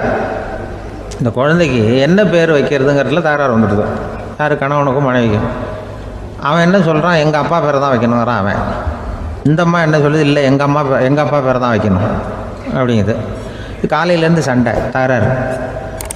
எதிர்த்த வீட்டுக்காரன் பார்த்தான், இது என்ன காலையிலேருந்து எதிர்த்த வீட்டில் தகராறு நடக்குது, என்னென்னு போய் கேட்டிருக்கான். என்னம்மா உங்களுக்கு உள்ள தகராறு, காலையிலேருந்து பார்த்தேன் அப்படின்னா, ஒன்றும் இல்லைம்மா, எங்கள் குழந்தைக்கு பேர் வைக்கிறதுல எங்களுக்கு உள்ளே ஒத்து போக முடியல, நான் எங்கள் அப்பா பேரை வைக்கணுங்கிறேன், அந்த அம்மா அவங்க அப்பா பேரை வைக்கணுங்குது, அதுதான் எங்களால் குடும்பத்தில் ஒரு நிம்மதி இல்லாமல் இருக்கிறோம், தகராறு பண்ணிகிட்ருக்கோம் அப்படின்னு நானா. அப்போ எதிர்த்த வீட்டுக்காரன் சொல்லியிருக்கான், எதிர்த்த வீட்டுக்காரன்னு நான் எதுக்கு இருக்கிறேன், நான் பஞ்சாயத்து பண்ணி வைக்கிறேன், உங்களுக்குள்ள என்ன இது பேர் தானே வைக்கணும், ஏன்ப்பா உங்கள் அப்பா பேர் என்ன அப்படின்னு அவனை கேட்டிருக்கான்.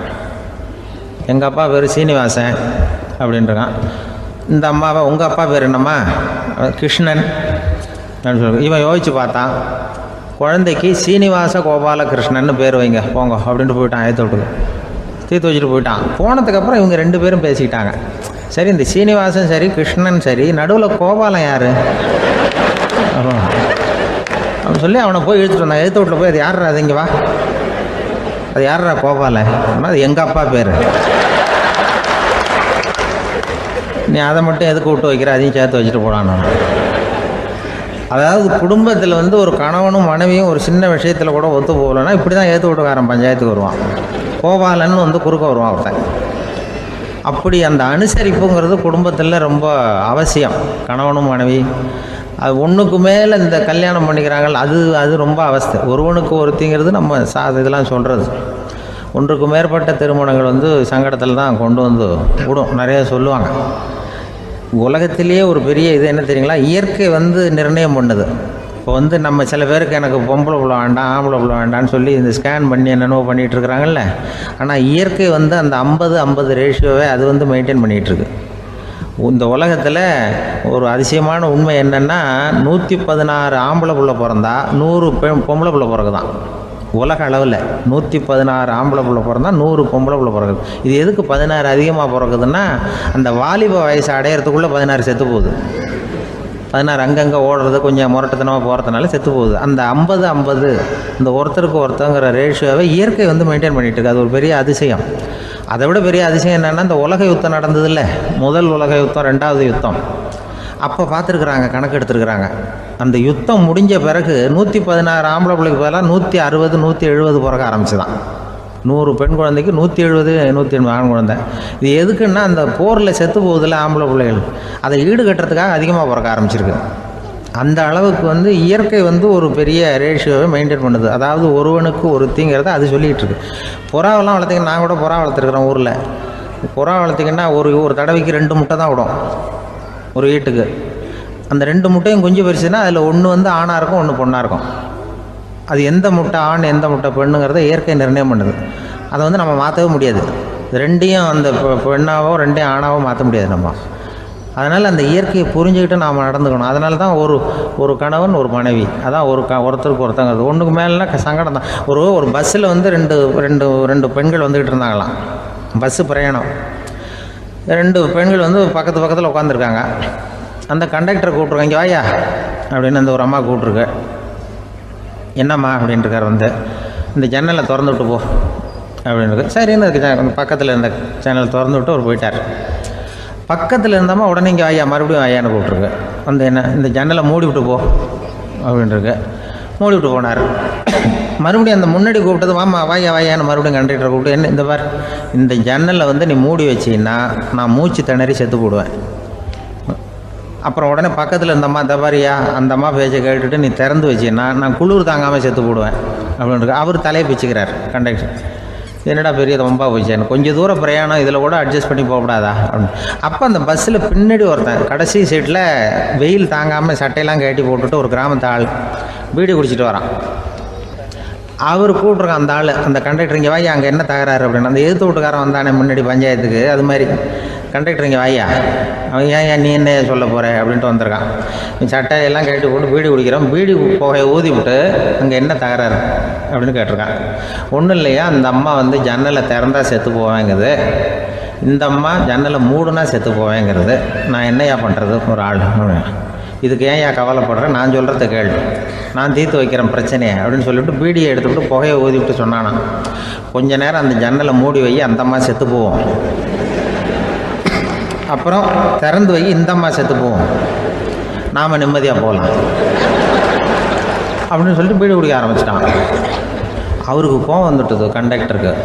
உனக்கு என்னையா நீ பாட்டுக்கு சொல்லிட்டு போடுவ, அந்த 2 அம்மாவும் செத்து போச்சுன்னா அவங்க வீட்டுக்காரனுக்கெல்லாம் யார் பதில் சொல்கிறது அப்படின்னா, கவலையே படாத, 2 பேருக்கும் நான் தான் வீட்டுக்காரன். அதனால தான் அந்த யோசனையை சொன்னேன் அவங்ககிட்ட. அப்புறம் இதுதான் அந்த ஒன்றுக்கு மேலே போச்சுன்னா அது இயற்கைக்கு விரோதம், இப்படிலாம் ஆகும். அதனால தான் அவன் அவ்வளவு ஒன்றுமே வேண்டான்ட்டு கடைசி பெஞ்சு இதில் போய் சீட்டில் உட்காந்துக்கிட்டான். அப்படி அது இயற்கையை புரிஞ்சுக்கிட்டு வாழணுங்கிறது முக்கியம். குடும்பத்தில் வந்து கணவனுடைய பங்கு என்ன, மனைவியினுடைய பங்கு, குழந்தை குட்டிகள்லாம் சொல்லுவாங்க. அப்படி இருக்கணும். கணவன்கிறவனுக்கு நிறைய சகிப்புத்தன்மை தேவைப்படுது. மனித நேயம்ங்கிறத பற்றி சொல்லுவாங்க. மனித நேயம் ஏன்னா ஒரு கணவனாக இருக்கணும், மனைவி மனைவியாக இருக்கணும். ஒரு மனுஷன் வந்து இன்றைக்கி வந்து மனிதனாக இல்லை, மனித நேயம் குறைஞ்சி போச்சு, எது குடும்ப உறவுகள்லாம் ரொம்ப மாறி போச்சுன்னு சொல்லலாம். இப்போ நாகரிகத்தில் அப்படி தான் இருக்குது. ஒரு இதில் ஒருத்தன் என்ன பண்ணியிருக்கிறான், ஒரு சின்ன பையனை கொண்டு வந்தானா, ஒரு சின்ன பையன் பக்கத்தில் இருக்கான். ஒரு பெரியவர் கேட்டிருக்கார், யாருப்பா அந்த பையன் அப்படின்னு கேட்டிருக்கார். இவன் சொன்னான்னா, இந்த பையன் எனக்கு தூரத்து உறவுன்னு இருக்கான். சரி, தூரத்து உறவுன்னா எப்படி அப்படின்னு கேட்டிருக்கான். இந்த பையன் எங்கள் அப்பாவுக்கு 8வது புள்ள அப்படின்னானா. கூட பிறந்தவனே அவ்வளோ தூரமாக போயிட்டான், 8வதாக பிறந்தான். அப்படி இருக்கு குடும்ப உறவுகள்ங்கிறது. மனுஷனுக்கு வந்து வேல்யூ விஞ்ஞானம் எப்படி போட்டிருக்குன்னா, ஒரு மனித உடம்பில் இருக்கிற கால்சியத்தை மட்டும் தனியாக எடுத்தால் ஒரு சின்ன ரூமுக்கு வெள்ளை அடிக்கலாமா. ஒரு மனுஷ உடம்புல இருக்கிற பாஸ்பரஸை மட்டும் தனியாக எடுத்தால் ஒரு 40 நெருப்பு குச்சி தயார் பண்ணலாம். ஒரு மனுஷ உடம்புல இருக்கிற இந்த கொழுப்பு சத்தை மட்டும் தனியாக எடுத்தால் ஒரு 7 சோப்பு கட்டி தயார் பண்ணலாம். அதுமாதிரி ஒரு மனுஷ உடம்புல இருக்கிற இரும்பு சத்தை மட்டும் தனியாக எடுத்தால் ஒரு 2 அங்குல ஆணி 2 செய்யலாம். இவ்வளவுக்கும் விலை போட்டால் 42 ரூபா 50 காசு. இதுதான் மனுஷனுக்கு விஞ்ஞானம் போட்டிருக்கிற விலை. அது எப்போ அது ஒசரும்னா அவன் மனுஷனாக இருக்கிற வரைக்கும் இருக்கிறப்ப. அதுவும் செத்து போனால் அதுவும் கிடையாது, செத்து போனால் அதுவும் குறைஞ்சிரும். மிருகங்களுக்கெல்லாம் அப்படி இல்லை, செத்ததுக்கு அப்புறம் விலை கூடும். அங்கெல்லாம் எல்லா ஊர்லேயும் பார்த்திங்கன்னா உயிர் கோழி 50 ரூபா, உரிச்ச கோழி 60 ரூபான்னு போட்டிருக்கோம். செத்ததுக்கு அப்புறம் 10 ரூபா அதிகம். மனுஷனை வந்து நீ உயிர் மனுஷன் 42 ரூபா 50 காசு, செத்ததுக்கு அப்புறம் 52 ரூபான்னா நீயே வச்சுக்கிடாது, எனக்கு இது கண்டு போடும். அவன் வந்து எப்போ அவனுக்கு வேல்யூ கூடும்னா மனிதனாக வாழும்பொழுது தான் வேல்யூ கூடும். குடும்பத்தில் வந்து அந்த பாசத்தோடு வாழணும்னு கடவுள்கிட்ட கேட்டு சொன்னாங்களே, அதுதான். இந்த சமூகங்கிறதும் ஒரு பெரிய குடும்பம்தான். அதனால தான் இந்த நாட்டுக்குள்ள பெருமையை எல்லாரும் ஒற்றுமையாக இருந்தால் எதையும் சாதிக்கலாம்ங்கிறது தான் இந்த நாட்டுக்குள்ள பெருமை. அப்படி நிரூபித்தோம். அதனால் சமூகங்கிறதும் ஒரு குடும்பம் மாதிரி இருக்கிறது தான் பெருசு. இப்போ சில இதெல்லாம் இப்போ ஜாதி மத வேறுபாடெல்லாம் வந்து நம்முடைய முன்னேற்றத்தை வந்து தடுக்கும். விலங்குகள் வந்து நம்மளோட மேலானது. அதான் ஒரு ஊரில் ஒரு சிவன் கோயில் இருந்து தான். சிவன் கோயிலில் அந்த புறாவெல்லாம் வளர்ந்துக்கிட்டு இருந்திருக்கு. அந்த மாடத்தில், சிவன் கோயில் மாடத்தில் புறாவெல்லாம் குடியிருந்துருக்கு. உடனே அதுக்கு கும்பாபிஷேகம் பண்ணுறதுக்காக ஊரில் திட்டம் போட்டாங்க. சிவன் கோயிலுக்கு வெள்ளடிக்க ஆரம்பித்தாங்க. வர்ணம் பூச ஆரம்பித்ததும் அதுக்கு சாரம் கட்டுவாங்கள்ல, இந்த குச்சியெல்லாம் வச்சு சாரம் கட்டுவாங்க. உடனே இந்த புறாவெல்லாம் என்ன பண்ணிச்சான், இனிமேல் நம்ம இங்கே வெள்ளை அடிக்கிறாங்க, கும்பாபிஷேகம் வருது, நம்ம இங்கே குடியிருக்க முடியாது, எதிர்த்தாப்புல எங்கே போகலான்னு பார்த்துருக்கு. இந்த உயரம் கோபுரத்தில் இருந்த புறாவெல்லாம் எதிர்த்தாப்புல ஒரு மாதா கோயில் இருந்திருக்கு, சர்ச்சு. அங்கே சில மாடங்களில் புறாவெல்லாம் இருக்குது, சில மாடம் இருக்குது. உடனே நம்மளாம் அங்கே போய்டும் கொஞ்சம் காலத்துக்குன்னு எல்லாம் புறப்பட்டு இந்த மாதா கோயிலுக்கு போயிடுது. அங்கே போனால் அங்கே இருக்கிற புறாவோடு சேர்ந்து இதுவும் குடியிருந்துகிட்ருக்கு. கொஞ்ச நாள் என்னாச்சு, அங்கே கிறிஸ்மஸ் வந்துட்டுது. கிறிஸ்மஸ் வந்ததும் சரி இங்கேயும் வெள்ளடிக்க ஆரம்பிக்கிறாங்க. நம்ம மறுபடியும் எங்கடா போகிறதுன்னு பார்த்தா அங்கே இருக்கிற புறாவோட சேர்ந்து இதுவும் சேர்ந்து நேராக ஒரு பள்ளிவாசல் இருந்தது. எதுக்கு அங்கே இருக்கிற மாடத்தில் போய் அங்கே குடியேறிட்டுது எல்லாம். அங்கே போனால் அங்கே ரமலான் மாதம் வந்து ரம்ஜானுக்காக அதையும் புதுப்பிக்க ஆரம்பித்தாங்க. இது என்ன பண்ணுறதுன்னு சொல்லி இந்த 3 செட்டு புறாவும் சேர்ந்து என்ன பண்ணிச்சு, எங்கே போகலான்னு பார்த்தா மறுபடியும் அதுக்குள்ளே இந்த சிவன் கோயிலில் கும்பாபிஷேகம் முடிஞ்சு போச்சான். முடிஞ்சிருக்கு, அங்கே போடுவோம் எல்லாருன்னு சொல்லி எல்லா புறாவும் அந்த சிவன் கோயிலுக்கு வந்துட்டுது. அங்கே போய் மாடத்தில் அதை குடியிருந்துட்டுது. அப்போ திடீர்னு ஒரு நாள் பார்த்தா ஒரே கலவரம் பூமியில் எல்லாம் ஒருத்தன் அருவாளை தூக்கிட்டு நிற்கிறான், குச்சி எடுத்து ஒருத்தனை சுட்டுக்கிறான். ஒரே கலவரம், சத்தம், ஒரே மத கலவரம் வந்துட்டுது ஊரில். அப்போது புறாவெல்லாம் மாடத்தில் இருந்துக்கிட்டு ஒரு குஞ்சு புறா அவங்க அம்மாட்ட கேட்டு தான், இது என்ன இந்த மனுஷனுக்கு என்ன ஆச்சு, அவன் கத்தியை தூக்கிட்டு நிற்கிறானே அப்படின்னு கேட்டு தான். ஒரு குஞ்சு புறா அவங்க அம்மாட்ட கேட்டு தான். அம்மா புறா. இப்போ அம்மா அந்த புறா சொல்லித்தான், மனுஷனுக்கு இப்போ மதம் பிடிச்சிருக்கு, அதான் கத்தியை தூக்கிட்டு நிற்கிறான் அப்படின்ருக்கு. இப்போ நமக்கெல்லாம் பிடிக்கலையே அப்படின்னு தான். அப்போ அந்த புறா சொல்லித்தான், அந்த பாருமா, நாம் வந்து இந்த சிவன் கோயிலில் இருந்தாலும் நமக்கு புறான்னு தான் பேர், இந்த மாதா கோயிலுக்கு போனாலும் நமக்கு புறான்னு தான் பேர், பள்ளிவாசலுக்கு போனாலும் நமக்கு புறான்னு தான் பேர். அந்த மனுஷன் அப்படி இல்லை. அவன் இங்கே இருக்கிற வரைக்கும் இந்துன்னு சொல்லுவான், அங்கே மாதா கோயில் இருந்தான்னா கிறிஸ்தவன்னு சொல்லுவான், பள்ளிவாசலில் இருந்தான்னா முஸ்லீம்னு சொல்லுவான். அப்போ குஞ்சு புறா அது என்ன இப்படி பண்ணுறாங்க மனுஷங்க, இப்போ அவங்கள விட நம்ம வசதி போல் இருக்க, நம்ம தேவலாம் போல் இருக்க அப்படின்னு தான் அந்த குஞ்சு புறா. அப்போ அந்த தாய் புறா சொல்லித்தான், உண்மைதான், அதனால தான் நம்ம மேலான இடத்துல இருக்கிறோம், அவன் கீழே நிற்கிறான் என்னமோ அப்படின்னு சொல்லித்தான். இதுதான் அந்த குடும்பம்ங்கிறது, சமுதாயம்ங்கிறது ஒரு பெரிய குடும்பம். அது இந்த புறாக்கிட்டேருந்து மனுஷன் கற்றுக்க வேண்டியிருக்கு. அப்படி இருக்குது இன்றைக்கி மனுஷனுடைய நிலைமை. அதை வந்து புரிஞ்சுக்கணும். அப்படி தான் ஒவ்வொரு இதுலேயும் நாம் வந்து நடந்து கொள்ள வேண்டியிருக்குது. மிருகங்கள்கிட்டேருந்து கற்றுக்கிற வாய்ப்பெல்லாம் இருக்குது. அப்படி சொல்லுவாங்க. இதில் ஒரு பெரிய நீதிபதி இருந்தார் சென்னையில், உண்மையாக நடந்தது. சென்னையில் ரொம்ப காலத்துக்கு முன்னாடி காந்தி இருந்த காலத்தில் சென்னையில் ஒரு நீதிபதி, அவர் ஒரு நாள் கோர்ட்லாம் விட்டு ரொம்ப கஷ்டப்பட்டு ராத்திரி சும்மா போய் உடனே வீட்டுக்கு வரல. கோர்ட்டினுடைய நடவடிக்கை முடிஞ்சு வீட்டுக்கு வராமல் போய் எங்கெங்கேயோ போய் சுற்றிவிட்டு அந்த நண்பர்களோடு அப்படி உல்லாசமாக அப்படி கொண்டாடி விட்டு நடுராத்திரிக்கு வந்திருக்கிறாரு வீட்டுக்கு 1 மணிக்கு. அப்போ அந்த வயசான அம்மா வாசல்லையே காத்துக்கிட்டு இருக்கு. உள்ளே போச்சு நீதிபதி இன்னும் வந்து சேரலேன்னு வாசல்லையே நின்றுட்டு இருந்துதான். அப்போ அது வந்த உடனே பலார்னு அரைஞ்சி விட்டாங்களாம் அந்த அம்மா. ஏன்டா அவ்வளோ தூரம் எங்கே போனேன், என்ன தான் நீதிபதியாக இருந்தாலும் அவங்களுக்கு உள்ள தானே, பலான்னு அரைஞ்சுவிட்டாங்க. உடனே அவர் கலங்கி போய் அழுதாராம். மறுநாள் கேட்டிருக்காங்க அந்த பக்கத்தில் இருந்தவங்க, ஏன் நீ வந்து பெரிய நீதிபதி, பெரிய பதவியில் இருக்க, அதனால் உன்னை உங்கள் அம்மா அடிச்சிட்டாங்கன்னு அழுதியா அப்படின்னு கேட்டாங்களாம். அப்போ அவர் சொன்னாராம் நீதிபதி, இல்லை நான் வந்து இது மாதிரி எங்கள் அம்மாக்கிட்ட அடிக்கடி அடி வாங்குவேன். எப்போதும் அவங்க அடிக்கிற அடி பலமாக விழும்.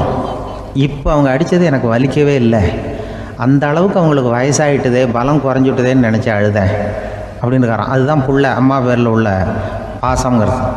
இதே போல் நான் சொன்னது மாதிரி முன்னாடி இவர் ஒரு இறைநேச செல்வர் ஒருத்தர் இருந்தார். ஒரு அம்மா வந்து எனக்கு அப்பா தண்ணி கொடுப்பா அப்படின்றது படுக்கையில் இருந்த அம்மா. இவர் ஏதோ படிச்சுக்கிட்டு இருந்தவர், ஒரு சின்ன இளைஞர். உடனே ஓடி போய் ஒரு குவளையில் தண்ணி எடுத்துகிட்டு போய் அம்மாவுக்கு முன்னாடி நிற்கிறார். முன்ன அந்த அம்மா அதுக்குள்ளே தூங்கி போச்சு. இவர் அந்த தண்ணியை வச்சுக்கிட்டு அவர் பாட்டு நிற்கிறார். விடிஞ்சு போச்சு. விடிகிற சமயத்தில் அந்த அம்மா முடிச்சு பார்க்குது, பையன் தண்ணியோட கையில் வச்சுட்டு நிற்கிறார். ஏம்மா என்னப்பா நீ ராத்திரி பூரா தண்ணியோடு நின்றுட்டு இருக்கிறியா எனக்கா அப்படின்னு. அப்பா அவர் சொன்னாராம், ஆமாம்மா ராத்திரி தண்ணி தாகமாக இருக்குன்னு கேட்டிங்க, உடனே தண்ணி கொண்டு வந்துட்டேன். ஓடி வந்து பார்க்கும்பொழுது நீங்கள் தூங்கிக்கிட்டு இருந்தீங்க. தூங்கிட்டு இருக்கும்பொழுது உங்களை எழுப்ப வேண்டாம், தூக்கத்தை கெடுக்க வேண்டாம்னு நான் நினச்சேன், அதனால் எழுப்பலை. தூக்கம் முழிக்கிற சமயத்தில் உடனே தாகமாக இருக்கும், தண்ணி குடிக்கணும்னு ஆசைப்படுவீங்க, அதனால் தண்ணியை பக்கத்துலேயே வச்சுட்டு நிற்கிறேன் அப்படின்னு அந்த இளைஞர் சொன்னாராம். அப்படியே கட்டி பிடிச்சிட்டு நீ பிற்காலத்தில் பெரிய அறிஞராக வருவேன்னு சொல்லி அந்த அம்மா வரணும்னு சொல்லி இறைவனை வேண்டாங்களாம். அவர் தான் இஸ்லாமிய மார்க்கத்தில், தீன் மார்க்கத்தில் பெரிய ஆளானது. அதாவது ஷர்புதீன் யாஹ்யான்னு ஒருத்தர், ஒரு பெரிய இஸ்லாமிய பேரறிஞராக வந்தார். இப்படி அம்மா பேரில் பாசமாக உள்ளவங்களாம் இருந்தாங்க நிறையா. அப்படி அந்த குடும்பத்தில் வந்து அந்த பாசம் நேசம் எவ்வளவு இருக்கோ அவ்வளவுக்கு அவர்கள் உயர்வார்கள்ங்கிறது தான் நம்முடைய பெரிய இதெல்லாம் பெரியவங்கள்லாம் சொல்லியிருக்கிறது அதுதான். அதனால தான் அந்த கணவனுடைய பங்கு என்ன, மனைவியினுடைய பங்கு என்ன, பிள்ளைகளுடைய பங்கு என்னங்கிறத பற்றி ரொம்ப விவரமாக சொல்கிறதுக்காக தான் அதை பற்றி நாம் சிந்திக்க வேண்டிய நேரம் இதுங்கிறதுனால தான். கணவனுக்கு வந்து இது வந்துடக்கூடாது, அதாவது கோபம் வரக்கூடாது, நிதானம் வேணும் அப்படின்லாம் சொல்லுவாங்க. நிதானம், கணவன் வந்து கோபப்படக்கூடாதுமா. அதுக்கு நாங்கள் மனுஷனுக்கு சினம் தவிர்த்தல்னு பயிற்சியெல்லாம் கொடுக்குறாங்க. இப்போது மனுஷன் கோபப்படாமல் இருக்கணும், போகணும் வரணும், அதுக்கு சொல்லுவோம் நாங்கள். சும்மா கதை ரூபமாக சொல்கிறது. அங்கே வேதாத்திரி மகரிஷின்னு இருக்கார், அவர் இதில் வந்து சினம் தவிர்த்தல்னு பயிற்சியை கொடுப்பாங்க. குடும்ப தலைவர்கள் பெரியவங்கள்லாம் வந்து அந்த பயிற்சியை எடுத்துக்கணும். என்ன கூப்பிட்டாங்க ஒரு தரம், சினம் தவிர்த்தல்னு ஒரு பயிற்சி கொடுக்குறோம், அதில் நீ வந்து பேசுன்னாங்க. நான் சொன்னேன், நான் பயிற்சிக்கு வேணா வரேன், என்னை பேச வேண்டாம் சார், நான் வந்து பயிற்சி கற்றுக்கிறேன். என்ன இல்லை நீ அதெல்லாம் பயிற்சி நாங்கள் கொடுக்குறோம், நீ உனக்கு என்ன தெரியுமோ சொல்லு, மனுஷன் கோவப்படாமல் இருக்கணும், அதுக்கு ஏதாவது வழி சொல்லிட்டு போ அப்படின்னு கூப்பிட்டாங்க. சரின்ட்டு போனேன். அங்கே போய் நான் சொன்னேன், இது மாதிரி எனக்கு தெரிஞ்சது ஒரு கதை மாதிரி சொன்னேன். மீனம்பாக்கம் ஏர்போர்ட், அங்கே ஜப்பானுக்கு போக வேண்டிய ஒரு பிரயாணி லக்கேஜோடு நிற்கிறார் நிறையா. இதை வாங்கி பிளேனில் ஏற்றக்கூடிய ஒரு தொழிலாளி அவர்கிட்ட ஒரு சண்டை போடுறார், அடிக்க போகிறார், திட்டுறாரு, கண்டாமலான்னு திட்டுறார். அவர் இதை ஒருத்தர் பார்த்துக்கிட்டே இருக்கார். அந்த சினம் தவிர்த்தல் பயிற்சி கொடுக்குற பேராசிரியர் ஒருத்தர் பார்த்துக்கிட்டே இருக்கார். இது எப்படி இவன் இந்த ஆள் அவ்வளவு கோபமாக அடிக்க போகிறான், திட்டுறான் அந்த பெரிய மனுஷன், இவர் பதிலுக்கு அவர் திட்டவே இல்லையே. அந்த தொழிலாளி சிரிச்சுக்கிட்டே சரி சார் அப்படின்னுட்டே இருக்கான். இவர் லக்கேஜை வாங்கி பிளேனில் ஏற்றுற தொழிலாளி இப்போ கண்ணாவனா அடிக்க போகிறான், திட்டுறான், முகம் செவந்து போச்சு. இவருக்கு என்ன ஆச்சரியம்னா, இந்த ஆள் இவ்வளவு கோவப்படுறான், அதை வாங்கி அந்த தொழிலாளி கொஞ்சம் கூட முகத்தில் கோபமே படலையே, சிரித்த முகத்தோடு இருக்கானே, இவன் வந்து நமக்கு பயிற்சி வகுப்பு எடுக்கலாம் போல இருக்க அப்படின்னு இவர் நினச்சிட்டார். ரொம்ப நேரம் அவர் கத்திக்கிட்டு இருந்தார். சரி சார்ன்ட்டு அதை வாங்கிட்டு அவர் போயிட்டார். போனதுக்கப்புறம் இந்த ஆள் அப்புறம் பிளேன் வந்தது, ஏறி அவர் போயிட்டார், ஜப்பானுக்கு போயிட்டார். அதுக்கப்புறம் இந்த சினம் தவிர்த்தல் பேராசிரியர் ஓடி போய் அந்த தொழிலாளியை பிடிச்சி கொண்டு வந்தார். இந்த பாருப்பா, நான் வந்து காலையிலேருந்து பார்த்துக்கிட்டு இருக்கேன், அந்த ஆள் உன்னை அடிக்க வந்தான், திட்ட வந்தான், இவ்வளவு கோவப்படுறான், உனக்கு பதிலுக்கு நீ கோவமே படலையே, உனக்கு கோவமே வராதா, அது எப்படி நீ சினம் தவிர்க்கிறது, எப்படி உனக்கு கோவமே வரலையா அப்படின்னு கேட்டிருக்கார். அப்போ அந்த தொழிலாளி சொன்னாரா, அப்படி இல்லை சார், மனுஷன்னு பிறந்தா கோவம் படாமல் இருக்க முடியாது, எல்லாருக்கும் கோவம் வரும், அது அவங்கவுங்க வழியில் டீல் பண்ணுவாங்க, நான் அதை என் வழியில் டீல் பண்ணேன், அவ்வளோதான். அப்போ அவர் திட்டும் பொழுது உனக்கு கோபம் வந்தது தானே? வந்தது சார். அப்போ அது எப்படி டீல் பண்ணேன்னு கேட்டிருக்காரு. அப்போ இவன் சொன்னான், ஒன்றும் இல்லை சார், அந்த பிரயாணி வந்து இப்போ ஜப்பானுக்கு போயிட்டுருக்கார், அவர் லக்கேஜெலாம் அமெரிக்கா போயிட்டுருக்கு,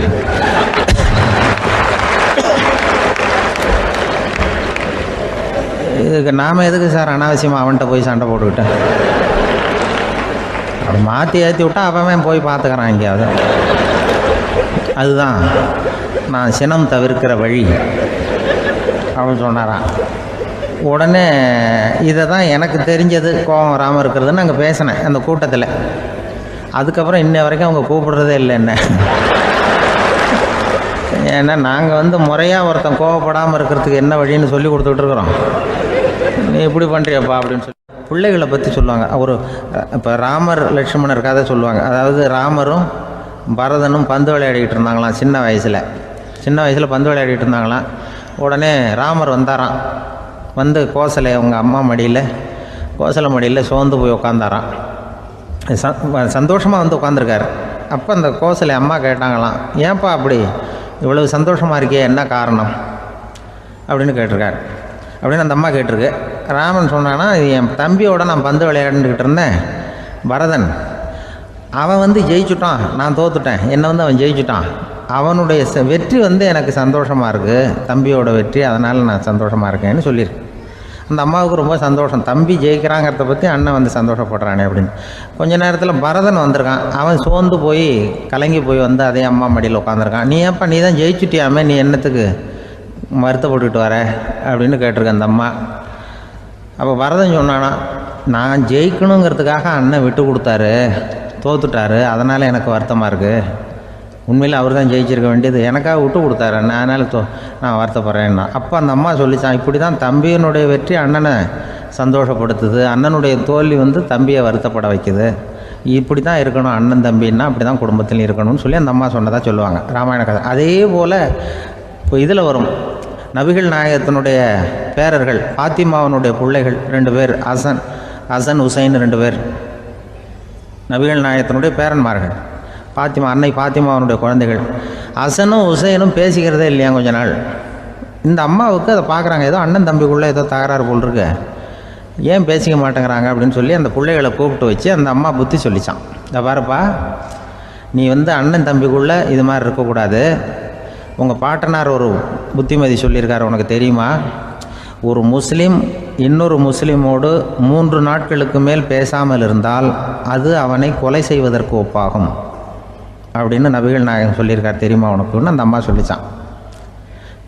அப்போ அந்த தம்பிக்காரர் சொன்னாராம், ஹுசைன் சொல்லியிருக்கார், அதுவும் எனக்கு தெரியும். அதே தாத்தா பாட்டனார் என்ன சொல்லியிருக்காருன்னா, அந்த 2 பேரில் யார் முதல்ல சலாம் சொல்கிறாங்களோ, யார் முதல்ல முன்னாடி பேசுகிறாங்களோ அவங்களுக்கு சொர்க்கம் கிடைக்கும், இறைவனுடைய ஆசி கிடைக்கும்னு சொல்லியிருக்கிறார். அந்த ஆசி அண்ணனுக்கு கிடைக்கட்டுமேங்கிறதுக்காக நான் பேசாமல் இருக்கிறேன் அப்படின்னா. அந்த ராமனும் பரதனும் எப்படி இருந்தாங்களோ அப்படி தான் ஹசனும் ஹுசைனும் இருந்திருக்கிறார்கள். அந்த பாசம்தான் குடும்பத்தில் வேணும். இப்போ எப்படின்னா, ஒரு 600 வருஷத்துக்கு முன்னாடி மனுஷனுக்கு இருந்த நெருக்கடி இருக்குது பாருங்கள். ஒரு 600 வருஷத்துக்கு முன்னாடி மனுஷனுக்கு எவ்வளோ நெருக்கடி இருந்ததோ அதுபோல் 40 பங்கு இப்போ அதிகமாகிட்டு தான் கண்டுபிடிச்சி சொல்லியிருக்கிறாங்க. அவ்வளவு நெருக்கடிக்கு மத்தியில் நாம் வாழ்ந்துக்கிட்டு இருக்கிறோம். ஒரு 600 வருஷத்துக்கு முன்னாடி என் தலையில் 1 கிலோ வச்சுக்கிட்டு நின்னேன்னு வைங்க, இப்போ 40 கிலோ வச்சுக்கிட்டு நிற்கிறேன். அப்படி ஒவ்வொரு மனுஷனுக்கும் வாழ்க்கையில் நெருக்கடி அதிகமாக போச்சு. இப்போ இந்த நெருக்கடியில் முன்னாடிலாம் யாரோ ஒருத்தர் தான் தியானம் பண்ணுவாங்க. தியானம்னா ஒருத்தர் 2 பேர் காட்டுக்கு போய் தியானம் பண்ணிகிட்டு இருப்பாங்க 600 வருஷத்துக்கு முன்னாடி. இப்போ வீட்டுக்கு வீடு தியானம் நடக்குது. ஏன்னா அந்தளவுக்கு வாழ்க்கையில் ஒரு நிம்மதி வேணும் அப்படின்னு சொல்லி பண்ணிட்டாங்க. அதுக்கு தான் இயற்கை கொடுத்துருக்கிற ஒரு இயற்கையான வைத்தியம்தான் சிரிப்புங்கிறது. இதை பற்றி பெரியவங்கள்லாம் இப்போ ஆராய்ச்சி பண்ணிகிட்டு இருக்கிறாங்க. சிரிப்புங்கிறது நாம் பிறந்து ஒரு 6 மாதத்தில் தான் முதல் தடவையாக விவரமாக சிரிக்க ஆரம்பிக்கிறோமா. நம்ம பிறந்து 6 மாதத்துக்கு, அதாவது முதல் தடவை சிரிக்க ஆரம்பிக்கிறது ஒரு 6ஆவது வாரம், 1.5 மாதத்தில் தான் குழந்தை விவரமாக சிரிக்க ஆரம்பிக்குது. அப்புறம் அப்படியே சிரிக்க ஆரம்பிக்கிறோமா. அதையெல்லாம் இப்போ கணக்கு எடுத்துருக்குறாங்க. ஒரு குழந்தை ஒரு நாளைக்கு 200 தடவை சிரிக்குதான் ஒரு குழந்தை. பெரியவங்கள்லாம் 15 தடவை சிரிக்கிறாங்களாம். 200 தடவை சிரிச்சுக்கிட்டு இருந்த நாம் அப்படியே குறைஞ்சி 15 ஆகிட்டு. அதனால தான் இருதய நோயெல்லாம் வருது, ஹார்ட் அட்டாக்லாம் வருதுன்னு கண்டுபிடிச்சிருக்கிறாங்க. 200 சிரிப்புக்கு அது இயல்புத்தன்மை, மனுஷனுடைய இயல்புத்தன்மை சிரிக்கிறது. அதுக்கு ஜோக்கே தேவைப்படாது. ஆனால் இப்போ காலங்காலமாக நாம் என்ன போதிக்கப்பட்டு வந்திருக்கிறோம்னா, சிரிப்புங்கிறது ஒரு பாவமான செயல். ஒரு முதலாளிக்கு முன்னாடி தொழிலாளி சிரித்தா மரியாதை குறைச்சல், ஒரு கணவனுக்கு முன்னாடி மனைவி சிரித்தா மரியாதை குறைச்சல், அது மாதிரி ஒரு வாத்தியாருக்கு முன்னாடி பையன் சிரித்தா மரியாதை குறைச்சல், ஒரு ஆஃபீஸருக்கு முன்னாடி பியூனு சிரித்தா மரியாதை குறைச்சல், இப்படின்னு சொல்லி சிரிப்புங்கிறது ஏதோ மரியாதை குறைவான செயல்னு காலங்காலமாக நாம் போதிக்கப்பட்டு வந்திருக்கிறோம். இப்போ மரபு ரீதியாகவே அந்த சிரிப்பு நம்மகிட்ட சிறைப்பட்டுருக்கு தான், அடங்கி போச்சு. அந்த சிறைப்பட்டிருக்கிற சிரிப்பை வெளியில் கொண்டு வர்றதுக்கு தான் ஜோக்குன்னு ஒரு சாவியை போட வேண்டியிருக்கு. வேறு இந்த ஜோக்குக்கும் சிரிப்புக்கும் சம்மந்தம் இல்லை. அதை ஏற்கனவே இருக்கிறத வெளில கொண்டு வரதுக்கு ஒரு சாவி மாதிரி உபயோகப்படுதுன்னு இப்போ அதை பற்றி ஆராய்ச்சி பண்ணுறவங்களாம் சொல்கிறாங்க. ஏன்னா சிரிப்புக்கு ஜோக்கு தேவைப்படாது. இப்போ ஒரு குழந்தை தொட்டிலில் படுத்துருக்குன்னு வைங்களேன், குழந்தை தொட்டிலில் இருக்குது, அது முகத்துக்கிட்ட போய் ஒரு கிளுகிழுப்பை ஆட்டுங்க சிரிக்கும்.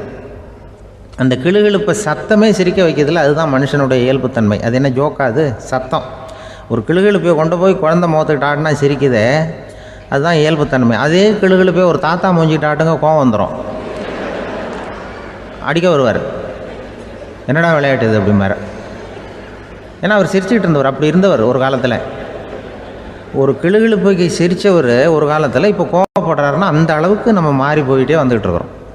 அதனால் அந்த இயல்புத்தன்மை மாறாமல் இருக்கணுங்கிறது ரொம்ப முக்கியம். அதுக்காக எல்லோரையும் குழந்தையாக்க முடியாது. மனுஷன் எல்லோரும் இனிமேல் வயசுங்கிறது கூட ஆகிட்டே தான் இருக்கும். அதுக்காக குறைச்சிக்கிட்டே போக முடியாது. அதுக்கு யாராவது மருந்து கண்டுபிடிச்சாதான் உண்டு. ஆனால் ஒருத்தர் மருந்து கண்டுபிடிச்சாராம், சொல்லுவாங்க. ஒரு டாக்டர் ஒரு மாத்திரை கண்டுபிடிச்சாராம்.